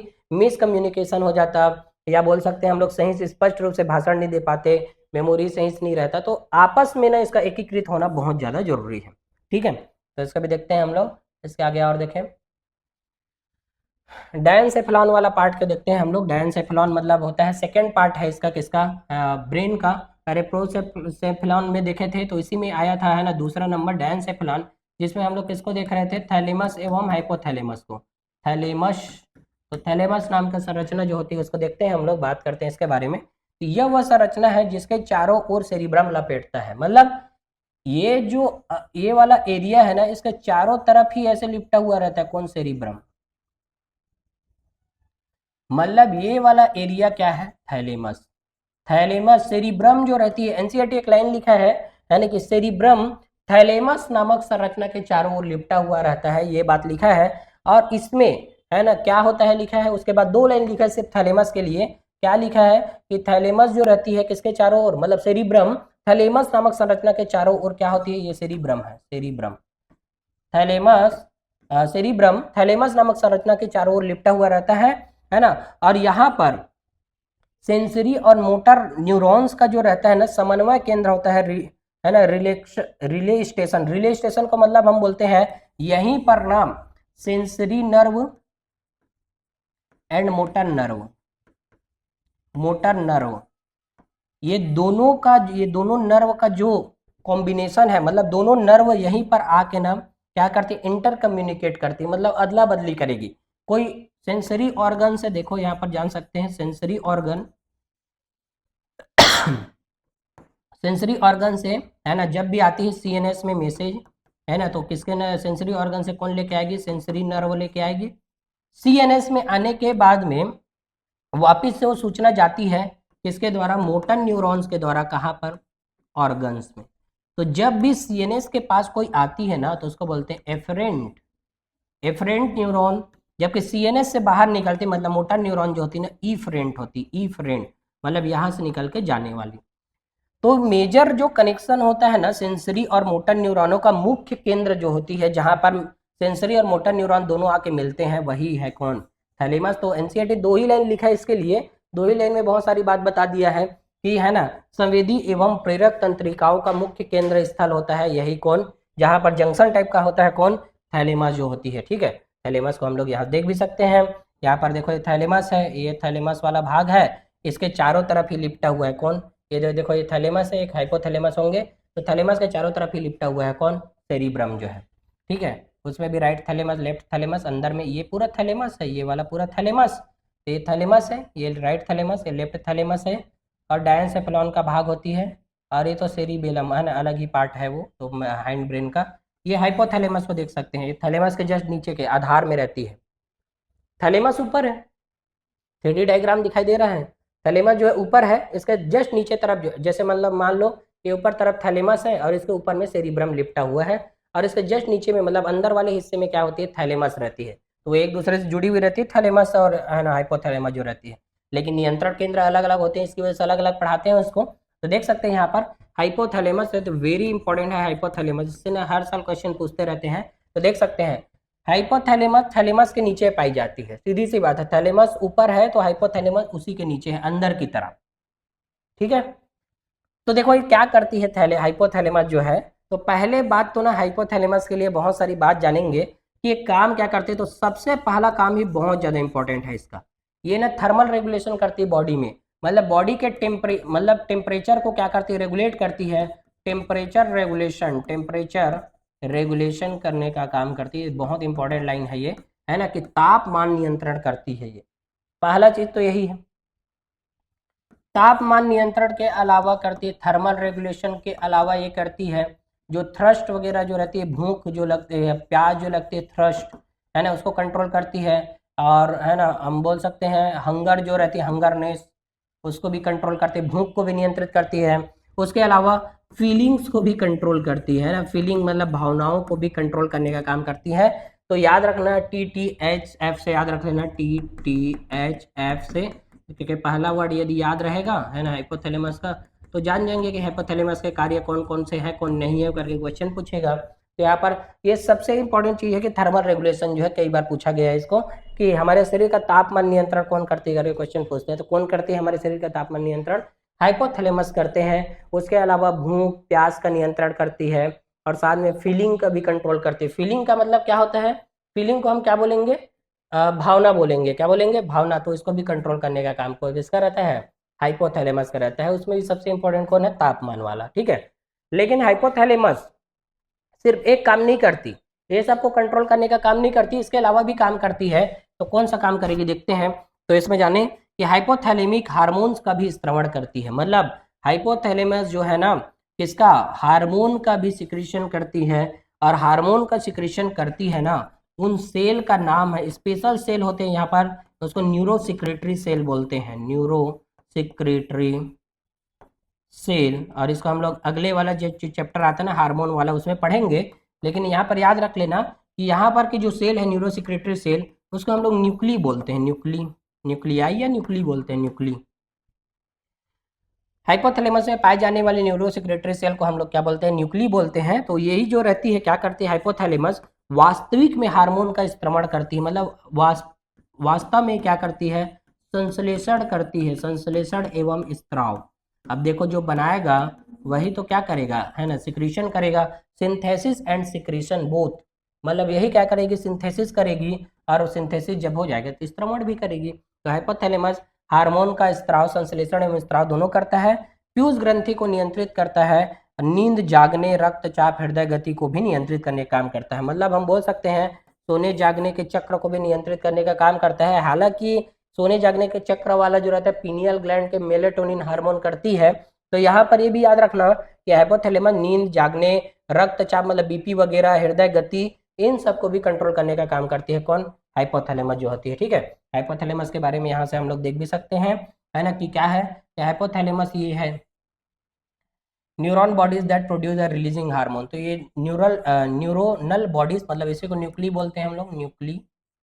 यही न्यूक्ली क्या करती है? हार्मोन को प्रोड्यूस करती है। कुछ हार्मोन, है ना, पिट्यूटरी ग्लैंड में आगे की ओर जाते हैं, जिसको एंटीरियर पिट्यूटरी बोलते हैं। कुछ जो रहती है डायरेक्टली यहाँ से न्यूरॉन जो है इसमें गई रहती है। एक जो रहती है हाइपोफाइसियल के द्वारा जाती है, हाइपोथैलेमिक पोर्टल वेन्स के द्वारा यहाँ पर गई हुई रहती है। मतलब यहाँ पर न्यूरॉन यहाँ पर छोड़ता है अपने सिक्रीशन को, और यहाँ से फिर से एक पोर्टल सिस्टम लगा रहता है जिसके द्वारा अग्रपीयूष ग्रंथि में जाती है। जबकि ये वाले जो रहते हैं पश्चपीयूष ग्रंथि, मतलब है ना posterior pituitary gland, directly control में रहता है किसके? न्यूरॉन्स के। तो यहाँ पर ऐसे डायरेक्टली न्यूरॉन्स आई हुई रहती है, दो हार्मोन रिलीज होके आते हैं यहीं पर, है ना। तो इसको भी हम लोग देखेंगे अभी डिटेल। अभी तो वो वाला चैप्टर आएगा तो इसमें इसी के बारे में है, शुरुआत में ही हाइपोथैलेमस के बारे में। अभी ये जानते हैं कि ब्रेन से इसका क्या क्या कंट्रोल रहता है, क्या क्या कनेक्शंस रहते हैं, ठीक है। तो ये सब चीज़ भूख प्यास नियंत्रण, तापमान नियंत्रण, भावनाओं को नियंत्रण करता है, हार्मोन का भी स्त्राव करता है, पीयूष ग्रंथि के कार्यों का भी नियमन करेगा। पीयूष ग्रंथि न सिर्फ वास्तविक ग्रंथि नहीं है, इसमें ना संश्लेषण नहीं होता, संश्लेषण होता है यहाँ पर। यहाँ इन लोग तो इकट्ठा करते, केवल सांद्रित करती, भंडारित करती, मतलब केवल स्टोरेज करेगी और कॉन्सेंट्रेट करने का काम करती, कुछ समय के लिए रखेगी। अब हम बोलेंगे पानी की टंकी जो है वाटर का रिसोर्स है, बोलेंगे क्या? पानी की टंकी में तो हम कुछ समय के लिए रखते हैं पानी को, है कि नहीं। वास्तविक रिसोर्स कौन है? बोर है, बोरवेल, मतलब जहां से पानी निकलती है, नदी नाले या झरना, पानी के वास्तविक सोर्स है। और हम जाके इकट्ठा जहां पर किए हैं, वास्तविक सोर्स है क्या? इसीलिए तो बोलते हैं कि पीयूष ग्रंथि जो है वास्तविक ग्लैंड नहीं है, and a pituitary gland is not a true gland because it consists of only या it storage of only concentrated and storage of only hormones, है ना। मतलब वो हार्मोन को क्या करती है? केवल सांद्रित करती है और भंडारित करने का काम, रखने का काम करती है, जैसे पानी की टंकी, है कि नहीं। तो ये बात हमें जानना है। तो क्या होती है? अग्र मस्तिष्क का भाग है कौन? हाइपोथैलेमस। हाइपोथैलेमस के बारे में बहुत सारे बात जाने हम लोग, ठीक है। उसके बाद आगे और देखें, सेरिब्रल गोलार्धों मतलब सेरिब्रल हेमिस्फीयर के आंतरिक भाग और संबंधित गहरी संरचनाओं जैसे इमिगडाला, हिपोकैम्पस, हाइपोथैलेमस आदि का एक समूह मिलकर लिम्बिक सिस्टम या लिम्बिक लोब बनाते हैं, लिम्बिक सिस्टम का निर्माण करते हैं, है ना। तो इसको भी जानना बहुत इंपॉर्टेंट है ये वाला। तो देखते हैं जो सेरिब्रल, है ना, ऐसे हम लोग जब बात करते हैं, ये पूरा गहराई सल्काई के फॉर्म में ऐसे रहती है, दो हेमिस्फीयर, सेरिब्रल हेमिस्फीयर है यहाँ पर। सेरिब्रियल हेमिस्फीयर के अंदर की तरफ, यहाँ पर मतलब अंदर वाले भाग में, आंतरिक भाग में, देखो आंतरिक भाग और संबंधित गहरी संरचनाओं, इसके अंदर में जो भाग होती है ना, कौन कौन से? तो ये होती है, दो भाग होती है, एक हिपोकैम्पस होता है, दूसरा क्या? एमिगडाला। और हिपोकैम्पस और एमिगडाला मिलकर लिम्बिक सिस्टम बनाते हैं। वेरी इंपॉर्टेंट है लिम्बिक सिस्टम, लिम्बिक सिस्टम मतलब लिम्बिक तंत्र। लिम्बिक सिस्टम में कौन कौन शामिल है करके क्वेश्चन पूछते हैं, तो H+A, हिपोकैम्पस प्लस एमिगडाला दोनों से मिलकर क्या बनाती है? लिम्बिक सिस्टम बनाती है। और लिम्बिक सिस्टम जो है ना, ये लिम्बिक सिस्टम इसके साथ, हाइपोथैलेमस के साथ में मिलकर विभिन्न कार्यों को क्या करती है, संपादित करती है। तो कार्यों का जो कंट्रोल होती है ना, इसको यहाँ पर देखो दो बात है। कैसे? पहले बात तो एमिगडाला हिपोकैम्पस से मिलकर क्या बनते हैं करके क्वेश्चन पूछेंगे, तो एमिगडाला और हिपोकैम्पस दोनों से मिलकर बनती है क्या, लिम्बिक सिस्टम या लिम्बिक लोब। अब ये हाइपोथैलेमस के साथ में मिलकर इन सब कार्यों को नियंत्रित करते हैं। ठीक है, तो यहाँ से मैं बता दिया हिपोकैम्पस और एमिगडाला जो संरचना होती है, स्ट्रक्चर, वो लिम्बिक तंत्र बनाती है। लिम्बिक सिस्टम में यही दोनों लोग शामिल है। और कभी कभी देंगे कि है ना कि कौन शामिल नहीं है वाले क्वेश्चन, तो उसमें हाइपोथैलेमस को भी लिखेगा तीसरे नंबर में। हालांकि वो कंसिस्ट नहीं होता है, वो अलग ही स्ट्रक्चर है हाइपोथैलेमस। लिम्बिक सिस्टम में हिपोकैम्पस और एमिगडाला होते हैं। हाइपोथैलेमस को क्यों शामिल किया गया है, क्योंकि वो भी आंतरिक भाग में ही रहता है, थैलेमस के जस्ट नीचे में रहती है। तो ऊपर की ओर में सेरिब्रल कॉर्टेक्स होते हैं, फिर थैलेमस, फिर उसके बाद हाइपोथैलेमस। तो हाइपोथैलेमस भाग के अंदर वाले जगह में ही तो क्या रहते हैं, देखो थैलेमस के अंदर वाली तरफ में हाइपोथैलेमस था, लेकिन इसके जस्ट जुड़ा हुआ भाग में हिपोकैम्पस और एमिगडाला भी रहते हैं। इन्हीं लोग क्या बनाते हैं, लिम्बिक तंत्र बनाते हैं। और लिम्बिक तंत्र हमारी बॉडी का बहुत सारी चीजों को कंट्रोल करती है, जैसे कि यौन बिहेवियर, मतलब सेक्सुअल बिहेवियर को कंट्रोल करती है। मतलब मेल एंड फीमेल में दोनों में डिफरेंस क्रिएट करते हैं लिम्बिक सिस्टम। और जिसका यही उड है ना आउट हो गया रहता है, उन्हीं लोग में फिर ये जो लैंगिक व्यवहार जो आती है ना, वो नहीं आ पाती। जैसे कि है ना मेल का मेल के प्रति ही अट्रैक्शन होने लग जाता है, फीमेल का फीमेल में। तो ये यौन व्यवहार जो रहती है उसको कंट्रोल करती है कौन, ये जो लिम्बिक तंत्र है। और लिम्बिक तंत्र लगभग विकसित रहते हैं सभी में, कुछ कुछ में एक्सेप्शंस है। तो लिम्बिक सिस्टम की वजह से यौन व्यवहार मतलब सेक्सुअल बिहेवियर आती है। दूसरा मोटिवेशन वगैरह आते हैं इसी से। मोटिवेशन मतलब प्रेरणा आती है, मोटिवेशन है ना, किसी चीज को करने का जब ठानते हैं तो मोटिवेशन आती है अंदर से, है ना। और भावनाओं मतलब फीलिंग्स में भी अलग अलग फीलिंग है ना। फीलिंग में कैसे अलग अलग फीलिंग, तो ये जो रहती है एक्साइटमेंट लाने के लिए, जैसे कि है ना कल अचानक से तुम्हें कुछ पैसा मिलने वाला है 50,000, तो कल ना एकदम एक्साइटमेंट रहेगा, हाँ भाई मुझे 50,000 चाहिए। या बोल दिए रहेंगे कि है ना, अरे यार स्कूल में जब रहते थे तो बोलते थे ना कल पिकनिक जाना है ना, वहां जाना है। पहले से इमेजिनेशन करते थे है ना कि हाँ यार पिकनिक जाएंगे। एक्साइटमेंट रहता था कुछ चीज को करने का। समझ आया कि नहीं आया? वो अचीवमेंट ही एक्साइटमेंट दिलाता है, कोई चीज अचीवमेंट होती है ना वही एक्साइटमेंट दिलाती है। तो एक्साइटमेंट को कंट्रोल करती है कौन, लिम्बिक सिस्टम जो है। उतना भी ज्यादा एक्साइटेड नहीं हो जाना है ना कि कूद दोगे कहीं से, है कि नहीं, तो कूदना नहीं है। तो यहाँ पर उत्तेजना होती है। दूसरा प्लेजर मिलते हैं, प्लेजर मतलब खुशी मिलती, मतलब कोई काम को कर कर है ना तो वो आनंद मिलता है। तीसरा क्रोध, एंगरनेस आती है ना, क्रोध होती है, भय डर होता है इसी की वजह से। तो इन सबको कंट्रोल करने का काम करती है। क्योंकि देखो एंगरनेस भी हो रही है, क्रोध भी हो रही है, तो भी काम डाउन बोलते हैं ना, काम डाउन काम डाउन।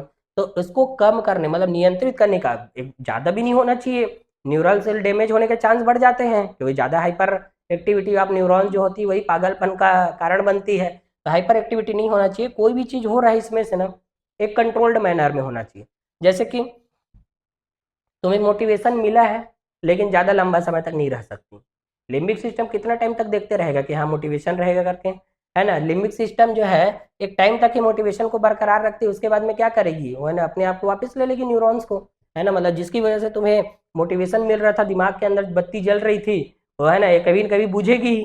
तो मोटिवेशन को हमेशा बना के रखना है, तो मोटिवेशनल वाली चीजों को देखते रहना है ना, सोचते रहना है। और खास करना यही सब चीजें जो रहती है ना माता पिता से जुड़ी हुई रहती है। जब भी हम लोग इसके बारे में बात करते हैं मोटिवेशन के बारे में, तो ज्यादातर लोगों को देखना एजुकेटर्स या जो भी लगते हैं सीधा ना माता पिता की बात करेंगे, है ना। कुछ भी होगा तो माता पिता का चेहरा एक बार देख लेना। भाई ऐसे में मोटिवेशन नहीं होता है ना। मोटिवेशन एक्चुअल में ये है कि हम पढ़ाई किस चीज के लिए कर रहे हैं, हमें क्या चाहिए, वो सब चीजों को याद करो, रिकॉल करो, वही बेटर है। कुछ पॉइंट्स बना के रखे रहो कि हमें, है ना, हम इस चीज के लिए मेहनत कर रहे हैं, इस चीज को पाने की कोशिश कर रहे हैं। इससे न सिर्फ हमारा जीवन बदलेगा बट ऑल्सो हमारे साथ जितने भी रिलेटिव है या जो भी हमारे माता पिता है, भाई बहन, सबकी जिंदगी बदलने वाली है इसी से। तो वो सब चीज सोच के हमें ना पढ़ाई करना चाहिए, जी जान लगा देना चाहिए। भाई हमारे पास में समय ही नहीं है, पहले बात तो यही है। हम यही चीज को कई बार करते रहते हैं। मोटिवेशन वगैरह जो है हमेशा मेंटेन नहीं रहती। हमारा सिर्फ एक ही उद्देश्य है, सुबह से लेकर शाम तक अभी, है ना, वही करना, बुक ओपन करना, बुक को देखते रहना, उसी में डूबे रहना, वही काम है हमारा। एक बार में नहीं हो रहा है, देखो मेमोरी सेल उतना स्ट्रांग नहीं है, तो बार बार करो ना, कौन मना कर रहा है। एक ही चैप्टर को 10 बार पढ़ो, कोई दिक्कत नहीं, 10 बार पढ़ो, जब तक उसमें जी जान लगा दो, मतलब पूरा उसका। जैसे टेस्ट होता है ना, पार्ट वाइज टेस्ट होते हैं, तो बीच में गैप रहती है। तो जब गैप रहती है तो उस बीच में ना पूरा जी जान लगा देना उन चैप्टर को एकदम अच्छा करने का। यदि वो एक बार अच्छा हो गया ना, तो दिमाग की जो सेल्स है ना वो क्या रहेगी, हमेशा एक्टिव रहेगी उसके लिए जो वो चैप्टर रहेंगे, हमेशा याद रखने की कोशिश करेंगे उस चीज़ को। अब तुम है ना पेपर के एक दिन पहले पढ़ोगे तो ऐसे में कुछ भी नहीं होने वाला, रिकॉल ही नहीं कर पाती जो ब्रेन है। तो ये सब चीज़ जो है ना इनको कंट्रोल करने का, मोटिवेशन, फीलिंग्स वगैरह, इन सबको, एक्साइटमेंट, ये सब चीज़ को कंट्रोल करने का काम किसका रहता है ना, ये लिम्बिक सिस्टम का काम है। और वो हाइपोथैलेमस के साथ में मिलकर करते हैं लिम्बिक सिस्टम। तो इसमें दो लोग शामिल होती है, कौन, हिपोकैम्पस, एमिगडाला, वेरी इंपॉर्टेंट है ये, है ना, स्टार लगा के लिखना है यहाँ पर, लिम्बिक सिस्टम जो रहती है उसको, ठीक है, तो याद रखेंगे। इसके आगे और देखें, ठीक है। अब अगला देखते हैं, मिड ब्रेन के बारे में जानते हैं। मिड ब्रेन में 4 लाइन गिन के लिखा है एनसीईआरटी वालों ने, है ना। पहला लाइन लिखा है कि मध्य मस्तिष्क, अग्र मस्तिष्क के थैलेमस या हाइपोथैलेमस तथा पश्च मस्तिष्क के पोन्स के बीच में स्थित होती है, ये बात लिखा है एनसीईआरटी ने, पहला लाइन, ठीक है। दूसरा मतलब उसी में आगे लाइन में लिखा है कि एक नाल, सेरिब्रल एक्विडक्ट निकलती, वहां से एक नाल, कैनाल निकलती है, नलिका, है ना, बीचों बीच से निकलती है। और उसी में ना एक चीज होती है कार्पोरा क्वाड्रिजेमाइना जिसको बोलते हैं, वो होती है, वहां पर देखने और सुनने का केंद्र होता है, ठीक है। सेरेब्रल एक्विडक्ट होती है, तो उसको भी जानते हैं हम लोग क्या है। तो देखें, यह थैलेमस या हाइपोथैलेमस और पोन्स के बीच स्थित होती है। तो पहला लाइन तो यही जानना है कि मिड ब्रेन किसके किसके बीच होती है। तो थैलेमस हाइपोथैलेमस जो है फोर ब्रेन का पार्ट होती है, ये फोर ब्रेन, जबकि ये पोन्स वाला जो भाग है ना किसका है, हाइंड ब्रेन का। तो हाइंड ब्रेन और फोर ब्रेन के बीचों बीच में होती है कौन, मिड ब्रेन, यहाँ पर रहती है एम बी, मिड ब्रेन, ये वाला, ठीक है। दूसरा और लाइन लिखा है एनसीईआरटी ने, एक नाल सेरिब्रल एक्विडक्ट मध्य मस्तिष्क के होकर गुजरता है। सेरिब्रल एक्विडक्ट निकलते हैं यहीं से, सेरिब्रल एक्विडक्ट देख सकते हैं यहाँ से, है ना, ये सेरिब्रल एक्विडक्ट निकला हुआ है मध्य मस्तिष्क से ही। मध्य मस्तिष्क में 4 गोल लोब होते हैं जिन्हें कार्पोरा क्वाड्रिजेमाइना कहते हैं। इंपॉर्टेंट है भाई, इसको मार्क करके लिखना क्या, कि कार्पोरा क्वाड्रिजेमाइना कहाँ पर होती है या किस चीज से रिलेटेड है, ऐसा क्वेश्चन पूछेंगे। तो कार्पोरा क्वाड्रिजेमाइना किस चीज से रिलेटेड है, तो ये रिलेटेड है किससे, मध्य मस्तिष्क से। और ये मध्य मस्तिष्क में एक लोब नुमा संरचना होती है, कौन, कार्पोरा क्वाड्रिजेमाइना। क्वाड्रिजेमाइना क्यों बोला गया है, क्योंकि 4 है ये, क्वाड वर्ड यूज करते हैं केमिस्ट्री में 4 के लिए, इसीलिए कार्पोरा क्वाड्रिजेमाइना वर्ड यूज किए हैं। कहा जाता है उनकी अग्र जोड़ी, अग्र जोड़ी मतलब 2 पेयर्स में रहते हैं, है ना, एक ऐसे पेयर में रहेंगे और एक ऐसे पेयर में रहेंगे। तो जो अग्र जोड़ी रहेगी, है ना, वो क्या करती है, अग्र जोड़ी दृश्य सजगता, मतलब देखो यहाँ पर कार्पोरा क्वाड्रिजेमाइना जो है ना, इसमें ना ऑप्टिक नर्व आए रहते हैं, ऑप्टिक नर्व, और जबकि इसमें आए रहते हैं ऑडिटरी नर्व। तो जो ये अग्र वाला का 2 भाग होता है ना, मतलब 2 पार्ट या 2 लोब बोल सकते हैं, किसका, कार्पोरा क्वाड्रिजेमाइना का, ये किसके लिए रिस्पॉन्सिबल है, ऑप्टिक नर्व आती है यहाँ पर। तो ऑप्टिक नर्व जो आती है ना, तो उसकी वजह से हम देखते हैं, तो देखने को नियंत्रित करती है ये, है ना, क्या देख रहे हैं हम लोग, और उसके बाद देखने के बाद ब्रेन को बताती है, ये है ना, ब्रेन में जैसे हम लोग देखते हैं, ये ब्रेन का डायग्राम है, ठीक है, ये लाइट है, ये पेन है। हमारी आंख जो है देखने का काम कर रही है, आंख जो है वहां से ऑप्टिक नर्व गई है कहाँ पर, ब्रेन के पहले मिड ब्रेन में जाती है, वो मिड ब्रेन में एनालाइजिंग होता है, वो देखने का मतलब वहीं पर ही केंद्र है। तो वहां से फिर ब्रेन को, स्मृति सेल को बताती है कि भाई हाँ ये तो पेन है। समझ आया कि नहीं आया।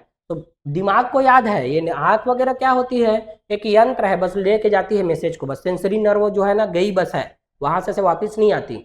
जब हम लोग उसको पढ़ते थे आंख वाला स्ट्रक्चर, तो वहां से ऑप्टिक नर्व निकाल के लेके जाते थे, अब तो उसको पढ़ते नहीं है क्योंकि सेंसरी ऑर्गन्स को हटा दिए हैं।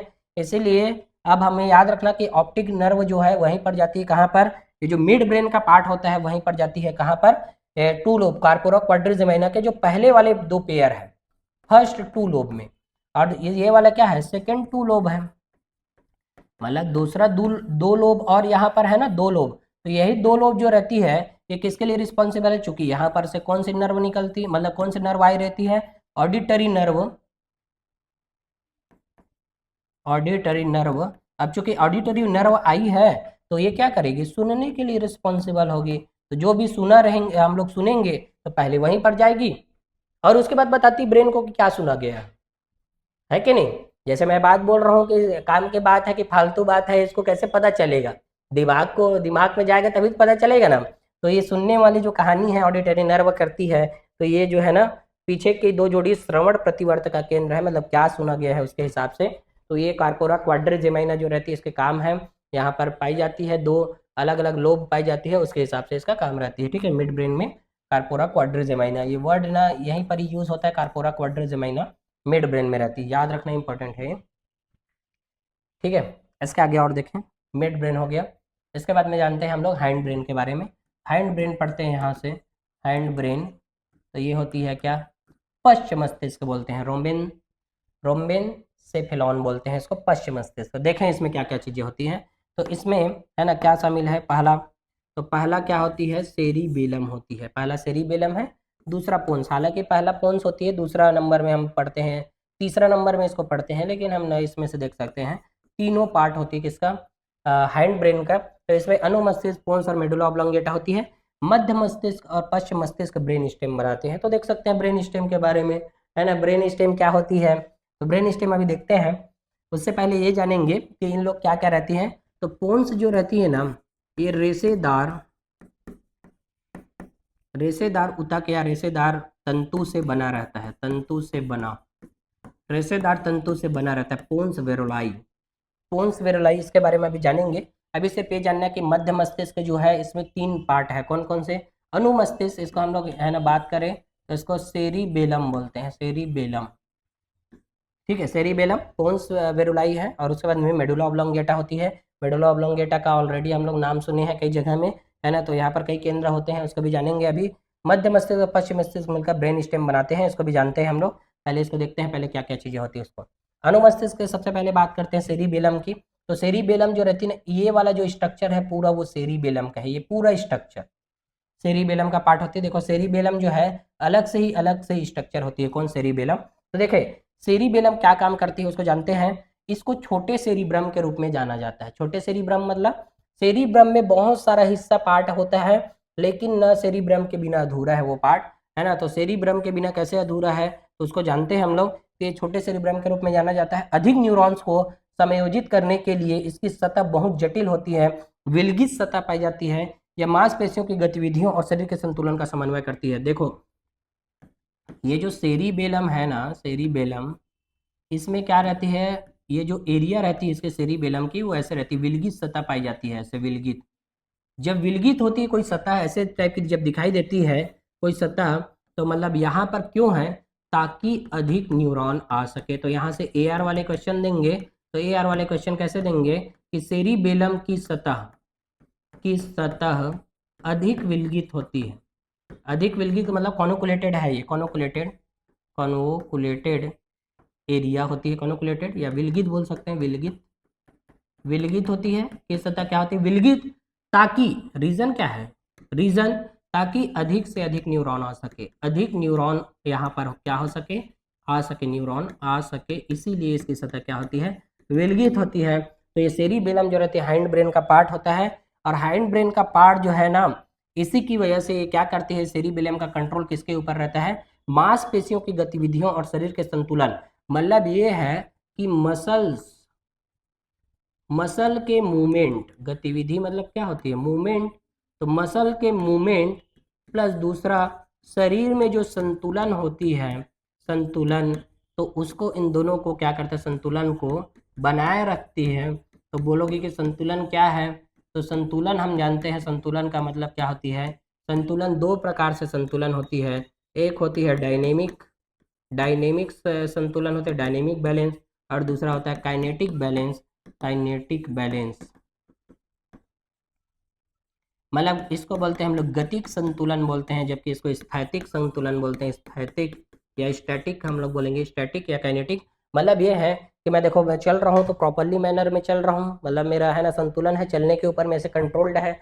और देखे होंगे कि जब हम चलते हैं तो हाथ भी अपने आप चलने लग जाती है हमारे साथ, बैलेंस बनाने का काम करती है, बैलेंस है ना, बैलेंसिंग होता है। बिना हाथ को ऐसे किए कि है ना ऐसे नहीं चल सकते हम लोग, स्ट्रिक्ट होके ऐसे ऐसे होके हम लोग ऐसे नहीं चल पाएंगे ऐसे, ठीक है, ऐसे एक ही जगह में रख, हाथ जो है अपने आप बैलेंस बनाने का काम करेगी ही, ताकि हम है ना गिरे ना। तो इसको बनाने के लिए कौन होती है, तो सेरिबेलम होती है, सेरिबेलम जो क्या करती है, संतुलन बनाती है। ये संतुलन वर्ड को याद रखना वेरी इंपॉर्टेंट है, संतुलन बनाने का काम करती है। और जब ये संतुलन सही से नहीं रहेगा तो लड़खड़ाक चलेंगे इधर उधर, ऐसे ऐसे दारू पीने वाले लोग का यही काम रहता है ना, जो एल्कोहल ड्रिंकिंग करते हैं उन लोग क्या करते हैं, लड़खड़ाते हुए चलते हैं, संतुलन बॉडीज का है ना खो जाता है। तो याद रखना कि एल्कोहल कौन से ऑर्गन को इफेक्ट करती है वाले क्वेश्चन पूछेंगे, तो सेरिबेलम को ही करती है, ठीक है। हम लोग जब खड़े रहते हैं, बॉडी पोजीशन यदि सही है यहाँ पर, तो बैलेंस फॉर्म में है, ऐसे बैलेंस हम खड़े हैं, ठीक है, चलने लग गए, यहाँ से ऐसे चलने लग गए, तो भी क्या हो रहा है, हमारा संतुलन है। हम ऐसे लड़खड़ा के थोड़ी चल रहे हैं। लड़खड़ा कब चल पाते, जब है ना कुछ लिए रहते इधर से, कुछ लिए नहीं है तो लड़खड़ाएंगे ही नहीं। तो जो एल्कोहल ड्रिंकिंग करते हैं ना उसमें सेरिबेलम इफेक्ट होता है। तो जानेंगे है ना क्या सेरिबेलम कैसे इफेक्ट होगा। तो first affected organ while alcohol drinking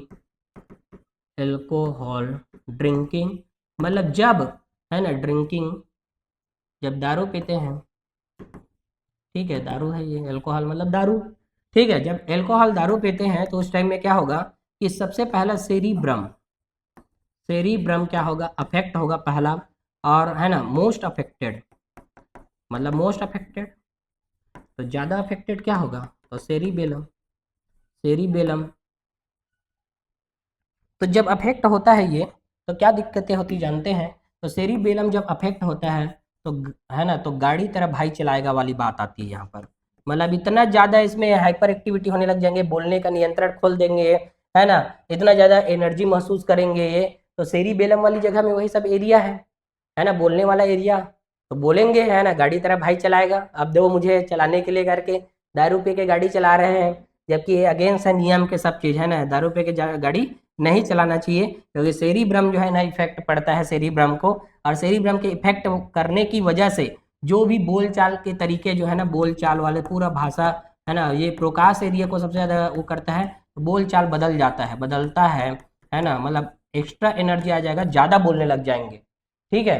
पिए हुए रहते हैं तो पूरे सच बोल देते हैं वाली बात जो है ना, तो मन में जो छुपी हुई बात रहती है वो भी निकाल देती है यहाँ से, तो बोलचाल बदल जाता है। उसके अलावा जब सेरिबेलम ज़्यादा इफेक्ट हो जाएंगे तो संतुलन बिगड़ेगा, संतुलन क्या होगा, बिगड़ेगा, और जब संतुलन बिगड़ेगा तो क्या होगा, बिगड़ेगा, अब ये संतुलन बिगड़ेगा तो क्या होगा, लड़खड़ाएगा, लड़खड़ाना। तो लड़खड़ाने वाली जो बात है यहाँ पर है ना, लड़खड़ाने ये सब चीज़ होती है, मतलब पैर सही से संतुलन में नहीं रहेंगे, क्यों, क्योंकि सेरिबेलम इफेक्ट हो जाता है ना। तो सेरिबेलम के बारे में बहुत सारी बात जाने हम लोग, मांसपेशियों की गतिविधियों को नियंत्रण करता है, बॉडी बैलेंसिंग का काम करता है, और बॉडी बैलेंस को अकेले नहीं कर सकता ये, है ना, ये संतुलन करती है इंटरनल ईयर के साथ में, इंटरनल ईयर है ना, इंटरनल ईयर आंतरिक कर्ण के द्वारा करती है, आंतरिक कर्ण भी रहती है यहीं पर ही, है ना, अंदर में ही यही उसी वाली जगह में रहते हैं सब लोग, है ना। तो आंतरिक कर्ण के साथ में मिलकर करती है कंट्रोल, कौन, ये जो सेरिबेलम रहती है, ठीक है। सेरिबेलम के बारे में बहुत सारी बात बता दिया, फर्स्ट अफेक्टेड ऑर्गन बता दिया सेरिब्रम, बाद में मोस्ट अफेक्टेड पूछेंगे कि जब है ना एल्कोहल ड्रिंकिंग करते हैं उस टाइम में, तो बता देना है क्या सेरिबेलम को इफेक्ट करती है, ठीक है। इसके आगे और देखें, पश्च मस्तिष्क का भाग होता है पोन्स वेरोलाई बोलते हैं, इसका पूरा नाम क्या है, पोन्स वेरोलाई। तो देखें इसमें फाइबर ट्रैक होते हैं जो मस्तिष्क के विभिन्न क्षेत्रों को आपस में जोड़ती है, भाई याद रखना यहाँ पर रेशेदार तंतु होते हैं ना, ये इंपॉर्टेंट लाइन है, इस रेशेदार तंतु, इसको याद रख लेना, रेशेदार तंतु से मिलकर बनी रहती है कौन से, पोन्स वेरोलाई जो होती है ना, पोन्स वाला रीजन।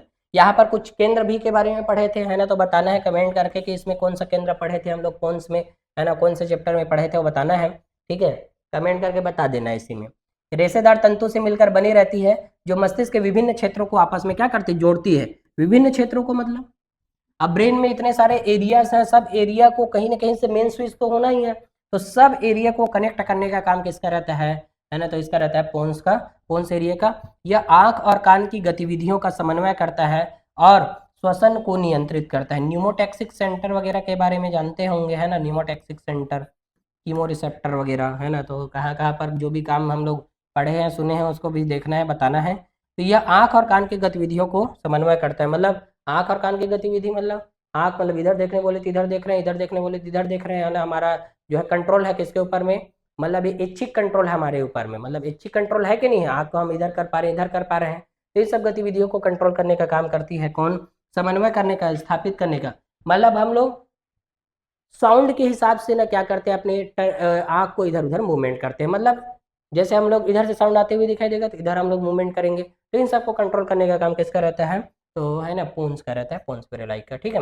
इसके आगे और देखें, अगला है मेडुला ऑब्लंगेटा, है ना, मेडुला ऑब्लंगेटा के बारे में जानते हैं। यह रीढ़ की हड्डी से जुड़ा हुआ होता है, मतलब ये वर्टिब्रल कॉलम से जुड़े हुए रहते हैं मेडुला ऑब्लंगेटा। यहाँ पर इंपॉर्टेंट बात यह है कि यहाँ पर ये श्वसन केंद्र, दूसरा हृदय, जो कार्डियक साइकिल होता है, हृदय को जो धड़कन होती है उसको, और तीसरा गैस्ट्रिक सिक्रीशन मतलब बोल सकते हैं, एंजाइम जो सिक्रीट होती है यहीं पर, है ना, एंजाइम सिक्रीशन यहीं पर कंट्रोल रहते हैं ना, यहीं सबका कंट्रोल। और चौथा नंबर क्रमानुकुंचन का मतलब होता है पेरिस्टलिसिस मूवमेंट, जब खाना जो रहती है ना, खाना इसोफेगस के से होता हुआ उधर की ओर जाती है, मतलब ट्रैक में, स्टमक में, तो इसोफेगस से ही क्रमानुकुंचन मतलब पेरिस्टलिसिस मूवमेंट चालू हो जाता है, वाइब्रेशन करते हुए ऐसे ऐसे, मतलब ऐसे ऐसे ऐसे ऐसे नीचे उतरती है वो, पेरिस्टलिसिस मूवमेंट बोलते हैं उसको। क्रमानुकुंचन गति द्वारा आगे बढ़ती है कौन, खाना वगैरह। तो यहाँ पर श्वसन के केंद्र है मेडुला ऑब्लोंगेटा में, हृदय स्पंदन दर का भी केंद्र है यहाँ पर, हृदय स्पंदन दर, जहाँ पर हम लोग पढ़े भी थे ना, डीआरजी वीआरजी सेंटर बताया था मैं, यहाँ पर ब्रीदिंग रेट को चेंज करते हैं। तो डीआरजी वीआरजी सेंटर कहाँ पर रहता है, यहीं पर मेडुला ऑब्लोंगेटा वाले रीजन में। तो श्वसन के लय को बढ़ा देती है, हृदय के जो कार्डियक आउटपुट रहते हैं इन सबको कंट्रोल करती है, गैस्ट्रिक सिक्रीशन मतलब एंजाइम सिक्रीशन को कंट्रोल करेगी, क्रमानुकुंचन आदि को सबको कंट्रोल करती है कौन, मेडुला ऑब्लोंगेटा।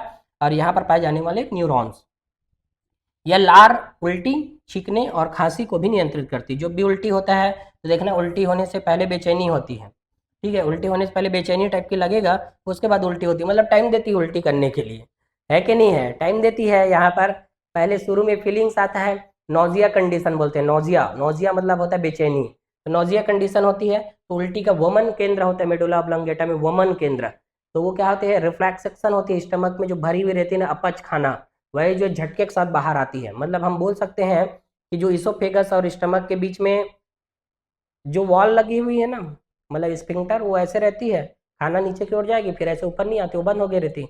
लेकिन जब न्यूरल रिफ्लेक्स होते हैं तो वापस ऐसे पलट जाती है वो कपाट जो है ना, जब पलटेगी तो झटके के साथ बाहर आता है कि नहीं आता, एंटी ग्रेविटी चलते हैं उस टाइम में, है ना, किस टाइम में, उल्टी के टाइम में। लार वगैरह का जो सिक्रीशन है ना, उसका भी कंट्रोल यहीं पर है, मतलब इमली का प्रभाव जो है ना यहीं पर पड़ता है, ठीक है। इमली के बारे में सोचते हैं तो लार आती है ना तुरंत ही दिमाग में, इमली कितना खट्टा रहता है, और थोड़ा से वैसे एक्सप्रेशन भी कर देते हैं ऐसा करके, तो उस टाइम में भी क्या होता है, लार आने लग जाती है। तो छींकने का भी है ना, रिफ्लेक्स एक्शन क्रिया जो है, खांसी वगैरह जो भी आती है ना, जो जिसको अभी आ रही होगी वो जान सकते हैं कि मेडुला ऑब्लोंगेटा सही से काम कर रहा है। यदि खांसी नहीं आती मतलब समझ जाना कि मेडुला ऑब्लोंगेटा काम नहीं करता, ठीक है। तो मेडुला ऑब्लोंगेटा यही होती है, तो ये हम लोग जाने, है ना। इसके आगे और देखते हैं हम लोग स्पाइनल कॉर्ड के बारे में। इससे पहले हम लोग जो एक चीज पढ़े थे यहाँ पर, है ना, ये ब्रेन स्टेम के बारे में, तो यहाँ पर जानते हैं ब्रेन स्टेम क्या होती है ना, तो वेरी इंपॉर्टेंट है, ब्रेन स्टेम में कौन शामिल है। तो ब्रेन स्टेम किससे बना रहता है, तो पहले बात तो ये अग्र मस्तिष्क, ये पहले बात तो ये मध्य मस्तिष्क से बना है, मस्तिष्क प्लस पश्च मस्तिष्क से बना है, पश्च मस्तिष्क, ये दोनों से मिलकर क्या होती है ना, बनती है। लेकिन एक्सेप्ट पश्च मस्तिष्क का, है ना, कौन सा वाला भाग नहीं रहता, तो उसमें सेरिबेलम नहीं रहते, सेरिबेलम जो है नहीं रहती, सेरिबेलम को छोड़कर तो पश्च मस्तिष्क का कौन कौन से भाग, तो पोन्स वाला भाग और दूसरा मेडुला ऑब्लोंगेटा वाला भाग, तो ये दोनों रहेंगे, प्लस कौन रहेगा, मध्य मस्तिष्क रहेगा, मिड ब्रेन। तो ये दोनों से मिलकर ही क्या बनी हुई रहती है, इन तीनों से मिलकर ही ब्रेन स्टेम बने हुए रहते हैं। तो ये बात याद रखना, ब्रेन स्टेम मतलब ये क्या होती है, मस्तिष्क स्तंभ बोलते हैं इसी को, है ना, क्या बोलते हैं, मस्तिष्क स्तंभ बोलेंगे, मस्तिष्क स्तंभ। तो ये जो रहती है ना, इन दोनों चीज़ों से बनी रहती है, उसमें भी ये नहीं रहते, एब्सेंट रहते हैं, ये सेरिबेलम जो है एब्सेंट रहती है, एब्सेंट बोलेंगे इसको, एक्सेप्ट, ठीक है। तो ब्रेन स्टेम होती है ये, ब्रेन स्टेम, ब्रेन जो है इसी में, है ना, ऐसे टिका हुआ रहता है ब्रेन स्टेम में, ठीक है। इसके आगे और देखें, यहाँ तक तो है ना हम लोग पढ़ते हैं, ये पूरा जो बात हम लोग जो पढ़े वो पूरा क्या है एनसीईआरटी में दिया है, उसके अलावा कुछ और बातें हैं जो एनसीईआरटी में नहीं है, उसको भी थोड़ा सा देखते हैं हम लोग यहाँ पर। तो देखिए यहाँ पर मेरु रज्जु के बारे में, स्पाइनल कॉर्ड के बारे में जानते हैं।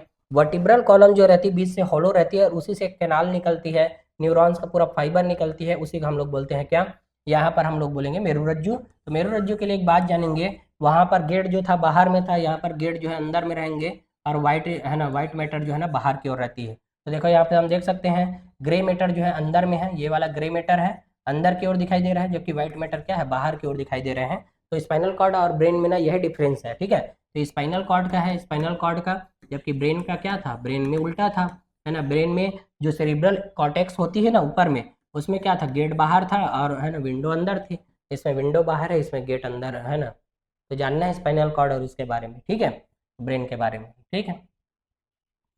चलो और देखते हैं इसमें, ये कशेरुक स्तंभ के रीढ़ की हड्डी की नाल के भीतर संलग्न है, मतलब अंदर की ओर से गई हुई रहती है, स्पाइनल नर्व बोलते हैं। मतलब जो स्पाइनल कॉर्ड से जो निकलती है ना, वो स्पाइनल नर्व होती है। मतलब वो स्पाइनल नर्व को बोलेंगे कि वो अंदर जाती है, और अंदर ऐसे अंदर से जाते हुए ना वो एल फाइव रीजन से, वर्टिब्रल कॉलम के एल फाइव रीजन से ऐसे अंदर बटी हुई रहती है। जबकि जो क्रेनियल नर्व होते हैं उन लोग अलग ही रहते हैं, वो ब्रेन के अंदर भी रहेंगे, मतलब जो सेंसरी ऑर्गन है उससे जाके जुड़ी हुई रहती है ना, उसको बारे में भी अभी पढ़ेंगे। ये कशेरुक स्तंभ के रीढ़ की हड्डी के है ना, हाँ, रीढ़ की हड्डी के भीतर संलग्न है, या मेनिंजेजेस द्वारा भी संरक्षित रहती है। इसमें एक केंद्रीय नाल होती है जिसमें सीएसएफ है, बाहरी सफेद पदार्थ और आंतरिक ग्रे पदार्थ होती है ना, बता दिया, बाहरी सफेद होती है, आंतरिक ग्रे। कार्य मस्तिष्क से आवेगों का चालन करती है, रीढ़ की हड्डी का सजगता का केंद्र है। मतलब बोल सकते हैं कि जो भी ब्रेन जो रहती है इसमें आवेग जो भी आती जाती है ना, उन सबको कंट्रोल करती है। खास करके ज्यादातर नहीं, ये अनैच्छिक अनैच्छिक क्रियाओं को कंट्रोल करती है।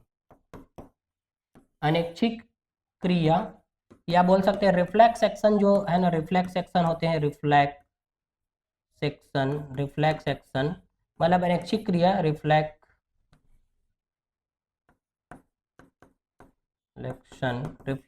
जो होती है उसको कंट्रोल करती है कौन? जो स्पाइनल नर्व्स होते हैं, या बोल सकते हैं जो मेरुरज्जु से निकलने वाली तंत्रिकाएं जो होती है ना। पहले इसको बताते थे है ना, ये वाला पूरा डायग्राम पहले बताते थे कैसे यहाँ से सेंसरी नर्व पहले आती है, फिर यहाँ से तुरंत मोटर नर्व जाते हैं। तो यहाँ पर जो है ये बताती है, देखो यहाँ पर दोनों पर कम्युनिकेशन होती है।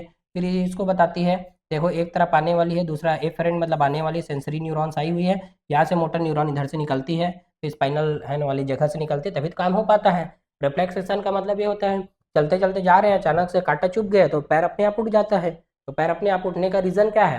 वहाँ पर रिफ्लेक्सेशन हो रही है, तो वहाँ पर कोई ना कोई जाके तुरंत बताया, तुरंत वापस आया और पैर को उठा लिया। मतलब इतना तेजी से होता है कि है ना, पता नहीं चलता हमें कि पैर में कांटा चुभा कि क्या हुआ, लेकिन कांटा चुभेगा तो पेन रिसेप्टर काम करेंगे, इसके वजह ब्रेन को पता चलेगा कि दर्द हो रही है। तो ये सब चीज़ का कंट्रोल करने का काम करती है कौन? मेरुरज्जु जो होती है, मस्तिष्क आवेग का संचालन, रीढ़ की हड्डी का सजगता का केंद्र होती है ये, इसमें शामिल है। देखो यहाँ से हम लोग समझ सकते हैं परिधि के तंत्रिका तंत्र में, है ना, यहाँ पर ये देखो, ये वाला यहाँ तक हो गया, सेंट्रल नर्वस सिस्टम था ये पूरा,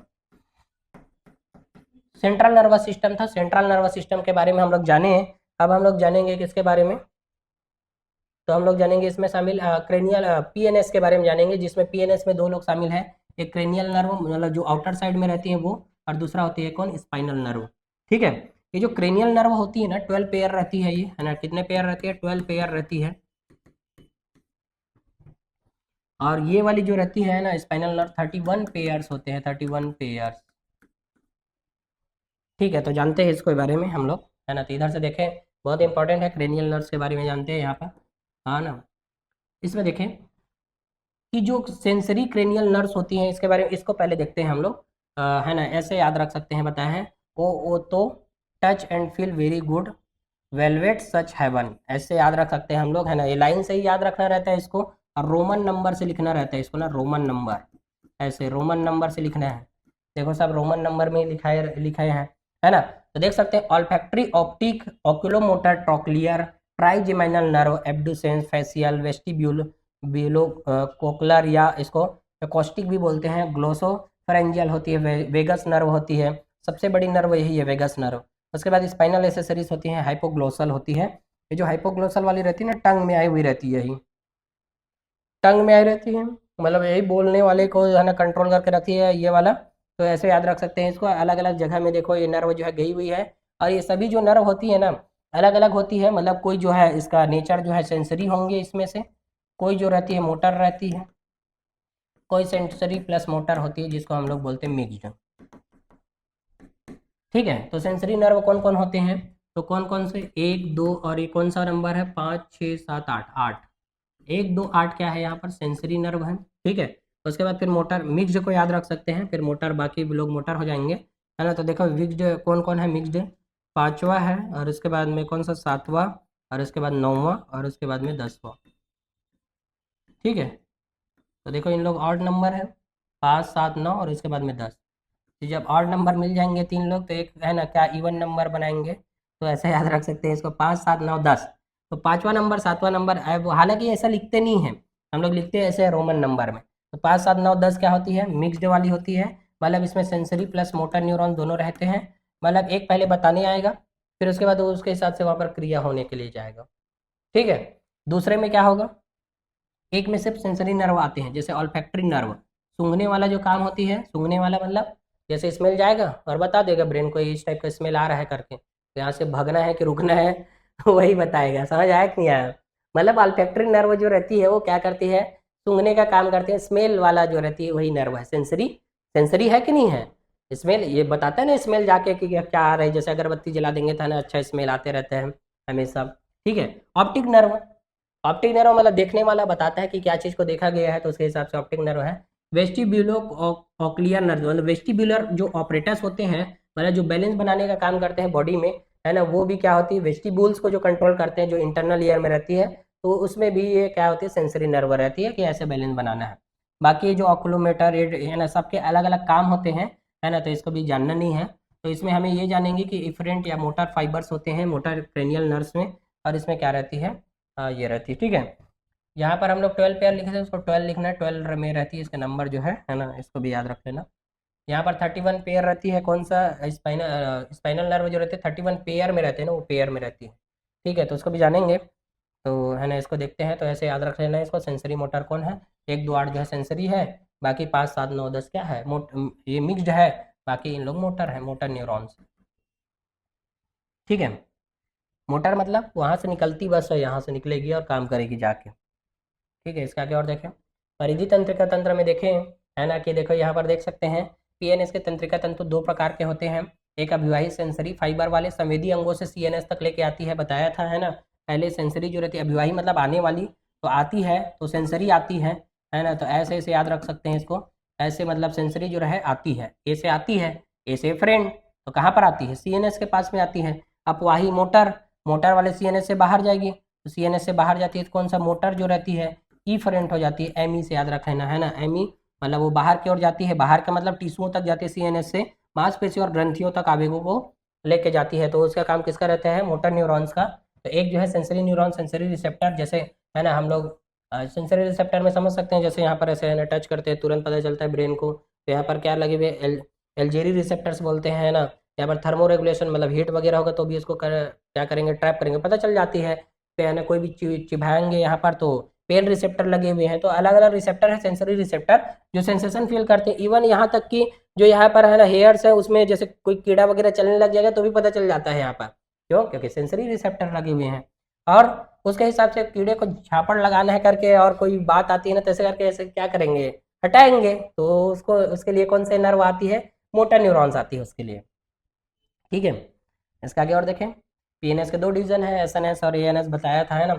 एसएनएस में है ना कैसे काम करती है, और पीएनएस जो है कैसे काम करती है।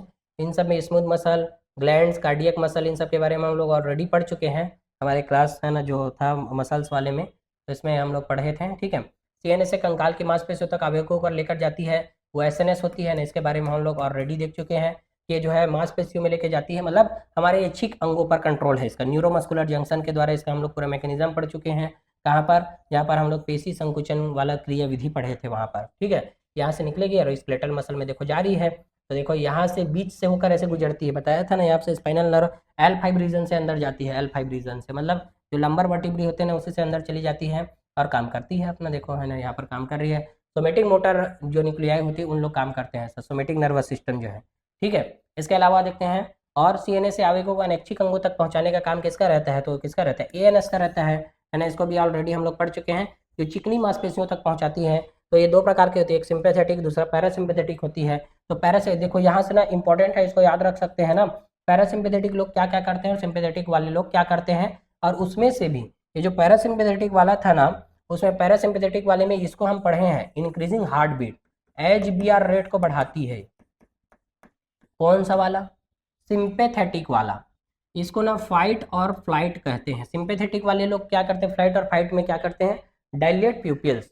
हम लोग जब एड्रेनलिन के प्रभाव पढ़ेंगे, एड्रेनलिन हार्मोन का, ट्रिपल एफ हार्मोन, या इसको 4S ग्लैंड बोलते हैं, है ना, 4S ग्लैंड या ट्रिपल एफ हार्मोन। तो ट्रिपल एफ हार्मोन में फ्लाइट, फाइट एंड फियर को कंट्रोल करती है, तो उस टाइम में डायल्यूट प्यूपल्स करती, प्यूपिल करती। प्यूपिल मतलब क्या होता है, प्यूपिल जो रहती है आइरिस के अंदर में, मतलब ये जो बड़ा गोला दिखाई देता है ना आँख के अंदर में, वो आइरिस है, उसके अंदर छोटा गोला जो है ना, वो क्या है, प्यूपिल। तो जब हम चौंकते हैं ना कोई चीज़ों से, अरे बाप रे ऐसा करके चौंकते जो है ना, तो उसमें जब प्यूपिल का जो डायलेशन होता है, वो करती कौन है, सिंपैथेटिक नर्व है ना, नर्व करती है। उसके अलावा इनहिबिट सलाइवेशन, सलाइवेशन का मतलब लार जो निकलने को उसको कम करती है ना, सलाइवेशन को। उसके अलावा रिलैक्स एयरवेज करती है, मतलब यहाँ के जो एयर जाते रहते हैं उसको ना प्यूरीफायर करने का काम करती है। इनहिबिट एक्टिविटी ऑफ स्टमक को है ना झापड़ में मारती है ताकि वो रोक सके उस सब चीज़ों को। ठीक है, कौन, sympathetic. Stimulate the release of glucose inhibit the gall bladder, तो यहाँ से ग्लूकोज के निकलने को है ना प्रेरित करती है और गाल ब्लेडर को रोकने का काम करेगी। Inhibit activity of the intestine, तो ऐसे बहुत सारा काम करती है। उसमें से है ना ये जो है ये वाला इंपॉर्टेंट है, HBR वाला, क्योंकि इससे पूछा गया क्वेश्चन है। ठीक है, पैरासिम्पैथेटिक इसके अगेंस्ट काम करती है, जो काम ये नहीं करता उसको ये करने का काम करती है। मतलब एक ही घर में दोनों लोग हैं लेकिन दोनों अलग अलग, एक चोर है एक पुलिस है, ऐसा वाला जो बात आता है ना, मतलब दोनों प्रवृत्ति वाले लोग हैं, एक ही टाइप के नहीं करते, एंटागोनिस्टिक टाइप आप रहते हैं, दोनों देखने का काम करने का काम करते हैं। ठीक है, देखिए मिचुरेशन करवाती है पैरासिम्पैथेटिक, यहाँ पर कॉन्ट्रैक्ट ब्लेडर लिखा है ना, ब्लेडर का मतलब जो यूरिन जो है ना बाहर आउट होती है ना, वो पैरासिम्पैथेटिक नर्वस सिस्टम की वजह से होती है ना। यहाँ पर स्लो हार्ट बीट रेट को क्या करती है, ये कम करती है। तो ऐसे है ना हमें याद रखना है कुछ कुछ चीज़ों को, तो इसमें से याद रख लेना है ना, जो ANS के पार्ट होते हैं सिम्पैथेटिक और पैरासिम्पैथेटिक नर्वस सिस्टम। ठीक है, यहाँ पर अलग से लिखा भी है ना, जो भी बात उधर है उसको, यह शरीर को आपात स्थिति, तनाव और खतरों से निपटने के लिए तैयार करती है। मतलब है ना, अचानक से कोई भी चीज़ होता है तो सिंपैथेटिक नर्वस सिस्टम कंट्रोल करती है, जैसे दिल की धड़कन, सांस लेने की दर को बढ़ाता है, धमनियों को संकुचित करता है, BP वगैरह को सब बढ़ाने का काम इसका रहता है। तो जो भी बात उधर पढ़ी इधर है। ठीक है, सिंपैथेटिक नर्वस सिस्टम का काम है ये। उसके अलावा पैरासिम्पैथेटिक का काम क्या होती है, यह तनावपूर्ण स्थितियों के बाद शरीर को आराम की स्थिति में लौटाता है, वापिस करवाता है ये, और दिल की धड़कन को धीमा करता है, धमनियों को फैलाता है, BP को कम करने का काम करता है। जो काम है ना इसको पसंद है ना, इसको बिल्कुल पसंद नहीं है वो काम, तभी तो दोनों एंटागोनिस्टिक है। दोनों कहाँ से ओरिजिनेट है, ANS के ही है ना भाई है दोनों लोग, ANS के दोनों बेटे हैं इन लोग, लेकिन दोनों क्या कर रहे हैं, अलग अलग काम कर रहे हैं। ठीक है, पैरासिम्पैथेटिक नर्वस सिस्टम और sympathetic nervous system. Cranial plexus के बारे में बात करते हैं। आंत का तंत्रिका तंत्र PNS का हिस्सा है, इसमें नसें, फाइबर और गैंग्लियन और फ्लेक्सस शामिल है, जिसके द्वारा आवेग CNS से विसरल अंगों तक जाती है, विसरल अंगों को CNS तक लेके जाती है। मतलब ये विसरल सिस्टम एक बात लिखा है NCERT ने, जहाँ पर वहाँ पर ना एक लिखा है, एक तो SNS के बारे में बताया है, एक जो बताया PNS में ANS के बारे में बताया है, और एक विसरल के बारे में भी बताता है। तो PNS का हिस्सा होती है, आंत का तंत्रिका तंत्र PNS का हिस्सा है, जो विसरल अंगों में जाती है। विसरल का मतलब जिसमें ना हमेशा क्या होते हैं, खाना वगैरह चलते रहती है, विसरित होते रहती है उन्हीं अंगों में। इसमें नसें, फाइबर्स, गैंग्लियन और प्लेक्सस शामिल है, जिनके द्वारा आवेग CNS से विसरल अंगों तक जाती है, विसरल अंगों से CNS तक जाते हैं। मतलब रिवर्स चलती, वहां से ऐसे आएगी और यहाँ से वापस भी जाएगी। तो विसरल अंगों तक जो जाती है ना, किसका हिस्सा होती है करके क्वेश्चन पूछ सकते हैं, PNS का ही हिस्सा होती है वो, है ना। मतलब गैंग्लियन एक नाड़ी ग्रंथि, एक तंत्रिका कोशिका क्लस्टर या ANS में स्थित तंत्रिका कोशिका निकायों का एक समूह है। तंत्रिका जाल एक जाल शाखाओं नेटवर्क है इंटरसेक्टिंग नसों का। मतलब हम बोल सकते हैं कुछ और जो पॉइंट्स रहते हैं NCERT में जिसको नहीं समझ आता उन सब के लिए ये दिया है ना। हालांकि ये जो है इसमें नहीं है, ये वाला है लेकिन विसरल नर्व वाला। ठीक है, तो इसको जानते हैं हम लोग।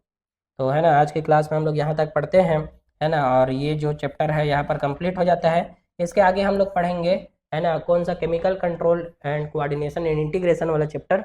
इसका यदि PDF चाहिए तो हम यहाँ पर है ना मैसेज करके ले सकते हैं, और मैसेज करना है इसमें तभी मिलेगा ये। ठीक है, नीट जोन KWD को क्या करके रखना है, सब्सक्राइब करके रखना, ताकि फ्री में क्लासेस देख सके। ठीक है, थैंक यू।